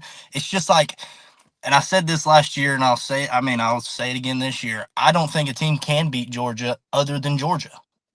That's Very just fair. what I've always said. I've said that last year, and I said that again. Georgia beats themselves most of the time, and again, you're seeing it again, and it's like, man, like you said, Roddy, you want you want to lose your hair over it. You know what I'm saying? It's just like you scratch your head, like it's like you scratch your head, and you're like, what is going on, guys? I mean, I don't know. I don't know if they look past Austin Peay. No, I don't know. I don't think that at all. No. I personally, I don't think so either. But you can't do that. You can't have these mistakes that just, I don't know, cost you points. Yeah, well, last year we saw the defense, and Roddy was talking about it earlier. They had a lot of missed tackles last year. That was, and we've never seen that in a Kirby Smart defense. What do you see this year? It looks like they've got that fixed. And they fixed one thing. I thought the drop passes would be easier to be fixed than anything. I'm like, that's the simplest thing to fix, Yeah. But that is my fear is it's like, look, and again, I don't want to say cultural or something like that, but it's when you have different guys doing the same thing, and which of course it would be very fair for anyone to say, look, if you have different guys doing the same thing, then it is coaching. I understand that, but I will stand on my soapbox and say, I've seen what the coaches tell these guys to do. Right. I have sources inside the program that talk to me. We only put out a very small percentage of what we hear. And a part of that is because I don't want to burn our sources, but some of it is just academic stuff. When they're like, hey, we spent half an hour today working on stripping the ball. Normally it's like a 5-minute period. We spent half an hour. I'm like, okay, you have a 2-hour, and Kirby wants extra practice fields so that in their 2 hours, they don't lose time running from field to field. Yep. That's how micromanagement he is when it comes to getting every snap possible under the NCAA allowed practice time. My point is, when he spends extra time working on taking the ball away and they don't do it, I'm like, well, the coach is doing every damn thing they can to teach these guys to get the ball away. And there was one turnover on a batted ball today. Why weren't there any strips? Mm-hmm. Yeah. Well, I'll say this: I did. You lost the turnover battle. We're -1 in the turnover, but I'd like to Austin Peay. Austin Peay, But I did see after that long play that Austin Peay got that long pass. It was 3rd down and whatever. They got that long play. I did see. Yeah, they were trying to strip the ball. I will give them that. Like you saw, they were reaching in there. So they were trying to do it. I did see that. That was one of the things I was watching. But no, your point, like the same things keep happening. And for some reason, they're not getting any better. And that's, again, this is Austin Peay. If they go up to Tennessee next week and they're playing that stadium, it's going to be bonkers up there.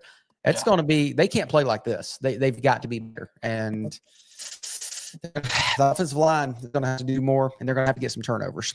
So what do y'all see going forward? Because we've got Tennessee, and then we got bye week, and then we got Alabama, and then I think we've got Florida. I might be wrong on that. You've got a tough little stretch here. If you're Kirby Smart going into these next 6-7 weeks, what do you do when you are working overtime and you are telling these guys this and you're trying to fix it, but it doesn't show? If you're Kirby Smart, what do you do? You keep. It's why Kirby was saying we need to get trust the process. You need to keep working on it. You you can't change. You can't add to your roster. Yeah. Nothing you can do there. You can't bring in different guys, and they wouldn't know what to do anyway. So that's why he will say, when he'll throw out all the cliches. We need to look at the tape. We need to work harder. We need to go after X. We need to go after Y. We need to improve. And he'll throw 750 different coaching cliches at you. But I've said this for years about Kirby Smart. He'll say the cliche, but he means it. Yeah. He's like, we need to get better at X. We need to play the ball in the air better to get more interceptions. We need to really need to. And you see the game. You see we need to pick up the twists. There was a stunt they ran, and no one on the right side picked it up, and they got into the backfield. It's like, we will work on that in practice. The only thing you can do is practice what you're bad at. Yep. Yeah. So that's why I thought the Marshall game was like, look, you won handily. You kicked their ass. I was happy with the Marshall. They gave you enough on tape that it kind of takes out any of that feeling of invincibility. It's like, no, we made enough mistakes, and we can coach off this. Yeah. And then, of course, you had a weird game today with the time change and the delays and all that stuff. But you had more freaking execution issues today than you did last week. Uh-huh. But again, it was spread out over so many more players. It's a weird game. Georgia has one of those every year, so that's the only thing we can hope. And talking about the schedule, so they got Tennessee this week; they're off, and then they have Alabama, but then they got Kentucky. They go to Auburn, and then Ole Miss comes to town, and then they're off and they play Florida. So yeah, they're about to hit. They're about to hit a stretch of games. Kentucky always plays us hard. Doesn't matter if they're terrible or great. And then Ole Miss, they're going to be trying to come into Athens and shock the world. So. And maybe it's a good thing for Georgia. I say that with, I just say that because maybe it'll show them, hey, these mistakes do matter. Yeah. Maybe it shows them, hey, if I do screw up this, that changes the whole complex of getting 7 points or giving it back to them. You know what I'm saying? Maybe it'll show them. Maybe they'll go over tape and see what they did wrong and hopefully fix it before next week. I got an idea. Let's sue the bastards. There you go. That works great. Just sue Tennessee. I want to mention Bart Benton from Benton Attorneys at Law. This is a guy. I wish we could get Bart on the show. He's a Georgia grad, big Georgia supporter over in Monroe, as they say. This guy has recovered over $58 million for his clients in 2024. Wow. He has the tagline: "If you're injured, be smart. Call Bart." Free consultation. This guy and his dad are two of the smartest people you'll ever meet. It makes me feel good knowing that he's a Georgia fan and a Georgia grad, because I got my degree from Georgia, and I bring nothing to the alumni picnic. But we got Bart Benton, and he's brilliant. This is a guy who is an absolute he's a wolf, and he is cunning, and he knows how to take care of people. And if I text him, he's like, I'm at the game. He knows football better than any of us. He also knows law. So if you are injured or you were hurt or someone has done you wrong, you need to reach out to Bart Benton. Our own Paul Maharry was in an incident when he was traveling. And who's the first guy he called? His old high school buddy, Bart Benton. And Bart's taking care of him. So I want the Georgia fans to know that Bart Benton is on your side, and if you have any issues, you get hit, you have some sort of injury, you have someone who's done you wrong, reach out to Bart Benton, because he's a Georgia fan too, and he is going to make those sons of bitches pay. So reach out to Bart Benton. Yeah, Paul talked about that. He had some weird stuff going on down there in Miami. That was crazy. Freaking crazy. And sometimes I got some bad legal advice years ago, and it set my business back. Really? Yeah. I'm just saying, I wish I had known. What I should have done was gone to the dog vets, kind of just resource. Hey, somebody help me out here. But I took someone's recommendation, and it's just, well, he's a lawyer. He knows what he's doing. And it was stupid. So now that we have Bart, we have Boris and Dean, who are on our sponsor, our watch-along show. I'll say the Georgia Law Schools puts out some damn fine lawyers, and they will go to town for fellow Georgia fans. Yeah, not just anyone can get into Georgia law. That's a tough school to get into. Hell, people can't get into Georgia now. Oh, it's so hard. Yeah. One of my buddies was driving down Millage during what do you call it, Rush Week? Rush Week. Yeah, I might have strolled down through there a time or two. I'm just saying, he's like, man, these girls are hot, and I'm like, dude, they are so much smarter than you. Oh yeah, 'cause he's my age, and I'm like, well, they're all young enough to be your daughter, but you are too stupid to talk to any of them. Don't you dare wolf whistle or call them.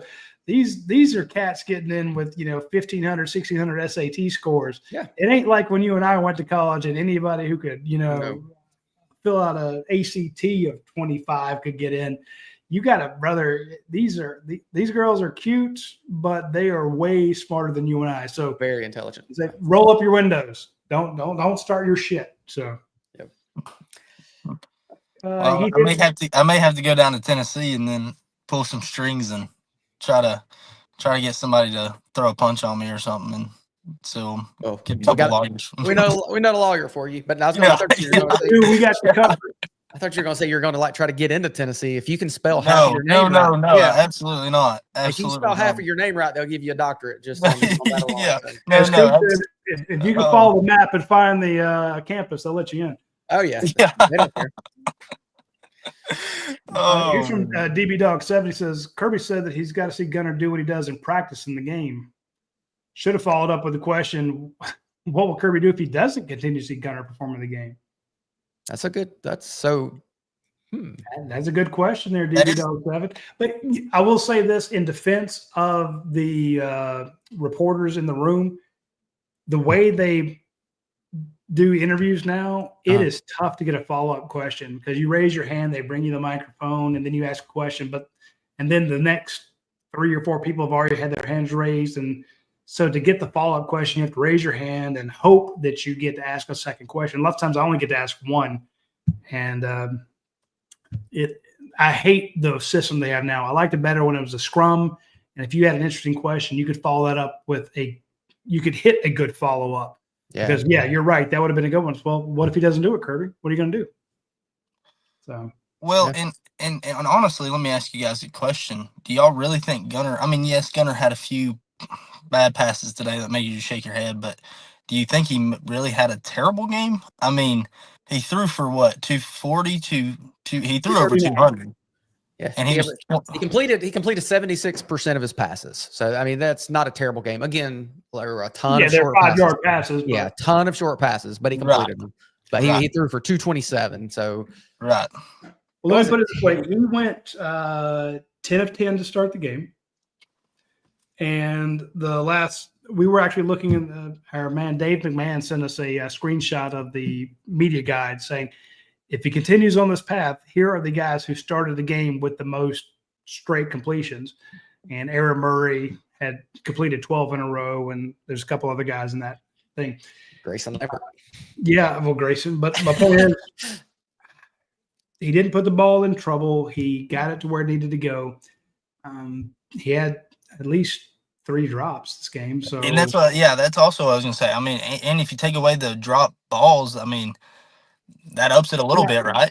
Yeah, but I mean, if he wasn't chucking it outfield, and again, I know he wants to, because I've seen him do it. Yeah, he loves. They said, "Oh yeah, Gunner's a gunslinger," but he's playing really conservative, and I think that's just part of what Kirby and Mike Bobo have yelled at him to do. So he's like, "Okay, this was the route I was supposed to check. That guy's covered. I'm going to tuck it and run because I know I can pick up 6 yards with my feet." And then everybody says, "Well, if you looked up, you'd see that London Humphreys on the 7 route is wide open. Wide open, yeah. You could have thrown it to him." He's like, "Yeah, but I made the decision to run. Yeah, I'm not going to second guess myself. You want me to make quick decisions. Then when I make quick decisions, you say, well, I should have held off and thrown to this guy." It's almost like a no-win proposition for him. And then Kirby's like, "Well, yeah, we want him to have more confidence." I'm like, "Well, you've not destroyed his confidence, but you've scared him to death to put the ball in any sort of danger." Yep. And it's not helping that 2 of his running back and his wide receiver have both gotten the ball and then fumbled it. Yep. He doesn't want to have a third turnover. Already had 2 turnovers, trying to be safe. I mean, again, this is all theory on my part. I don't know. We're all trying to do psychoanalysis at 3,000 feet, you know. Yeah, yeah. Hey, do you guys think that we will see Puglisi at one point? Justin Maddox, overcoaching is a great way to instill no confidence. Yeah. That is the comment of the night right there. Mm-hmm. Yep. I'm sorry, I didn't catch what you asked, Heath. I got too excited about Justin's comment. No, that's a good. I agree completely. I said, do you all think that we'll see Puglisi at some point this year over Gunner? I mean, is there a game that y'all might see? Hey, we're losing this, kind of like Texas did with Arch Manning last year. No, hey, we're going to try this. Kirby stuck with Carson Beck when he threw 3 interceptions. Yeah, he should have been pulled. Yeah. He should have been pulled multiple times last year, and he never was. That's fair. There were times he should have brought in Justin Fields. Yeah. So it's just not Kirby's MO. And I thought that Paul, believe it or not, had a good point. The only quarterback that he kind of publicly, I'd say fought with, but he publicly criticized was Stetson. Yeah. And he treated Stetson like he did any cornerback. Well, hey, you saw Nate Frazier put the ball on the ground. He jerked him. Next time they got the ball, Chauncey Bowens, Chauncey Bowens was in the game. Oh. And the camera pans over to Nate Frazier on the sideline. Anybody screws up. Hey, that last week, Nate Frazier should have caught one of those punts and run it back instead. They let it hit the ground and bounce. Next punt, it's Jacoby White-Helton back there. Mm-hmm. Kirby will pull anybody at any position except his QB. Yep. And the one guy that he would do that to led him to 2 national championships. Yep. I'm fascinated by that. I'd never really thought about that. But when Paul brought it up, I'm like. And they would go back and forth on the sideline. Stetson would get in with him, just like with Kirby. He wouldn't let Kirby. Like you look at the quarterbacks and most players now, they'll just kind of sit there and take it. Stetson would be in Kirby's face. So yeah, it was a completely different relationship between those two. And they won 2 national championships. So I don't know. Yeah. And I guess that I don't know. I don't get it. But Stetson, he wasn't so conservative. You've seen Stetson throw downfield a lot of the times. Stetson would go a lot. Even Carson Beck, I mean, he threw picks most of the time, but he would throw it, I mean, so it's just a completely different year. Seeing a bunch of checkdowns, which we're only 2 games in. So hopefully throughout the season, you'll see that kind of open up a little bit more. But you're seeing a lot of checkdowns. I mean, a lot. We are. But you also, to defend Gunner, and I know we've talked about it, but the offensive line, the right side in particular, is not holding up. He is getting hit. He's got somebody in his face, and Roddy brought it up earlier. He had the long pass down the right side, and he got hit. And so it ended up being a short, incomplete pass. So the offensive line's got to do their part. It's going to start and end right there. If they start doing their part, then Gun's going to be better. The backs will be better. The wide receivers will be better. And here's the thing. Amari Carmichael, who's one of our better posters in the chat, he says, is a QB harder to pull? Does Ryan not have his trust yet? Now, Ryan Puglisi's thrown a few interceptions in practice, and I've had people who were at practice say, Ryan's not the guy. Ryan is not the guy yet. But, of course, the last 2 games when Ryan's gotten in, he looks pretty damn good. Looks good. But, again, Kirby just does not pull QBs. I don't think it is that Ryan doesn't have his trust. It's just Kirby treats the psyche of the quarterback as if it's almost sacrosanct. And I'm like, Kirby, and he lights him up in practice. It's not like he handles them with kid gloves, but it's almost like he thinks if he pulls one of those guys in the game that he's going to have a quarterback controversy. And I'm like, who cares? You have cornerback controversies. You have left tackle controversies. You have center controversies, inside linebacker controversies. Why the hell can you not have a quarterback controversy? Are you worried that we might have something to write about? But even last year, running back with even ETN and Frazier. Yeah. Even I thought, heck, Frazier's going to be better than ETN. Right. So, but again, he has no problem doing that, but he won't pull a QB, and it's like, make the QBs fight as hard as you make your cornerbacks fight, as your right guards fight, as your centers fight, as your jack fight. You got 17 different guys trying to play star or safety. It's a knockdown, drag out fight back there, and you don't care, and you'll throw those guys, and I won't say throw him under the bus, but you'll say, here's what he needs to do better. Yeah. But Kirby will go to the mattresses for any of this. He defends quarterbacks. Yeah. But the only one he never publicly defended was Stetson Bennett, and he's the GOAT. So it's wild. I'm just saying, I don't know what it is. It just drives me crazy. Yeah. Guys, I'm going to have to go here. Yeah, it's about that time. It's the bed's calling my name.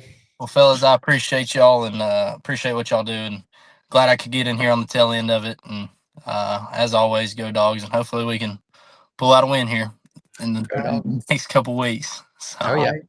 Heath, when you get up to Knoxville, if you get in trouble, remember to call Mark Benton to post your bail. I'll make sure. I'll be. Hey, listen, look for me. I'll be the only guy in red there. Be smart. Call Bart. Yeah. Hey, Andy, I appreciate you jumping back on and no problem. The end of the show there with me. It means a lot. And no problem. Heath, thank you for jumping in at the end.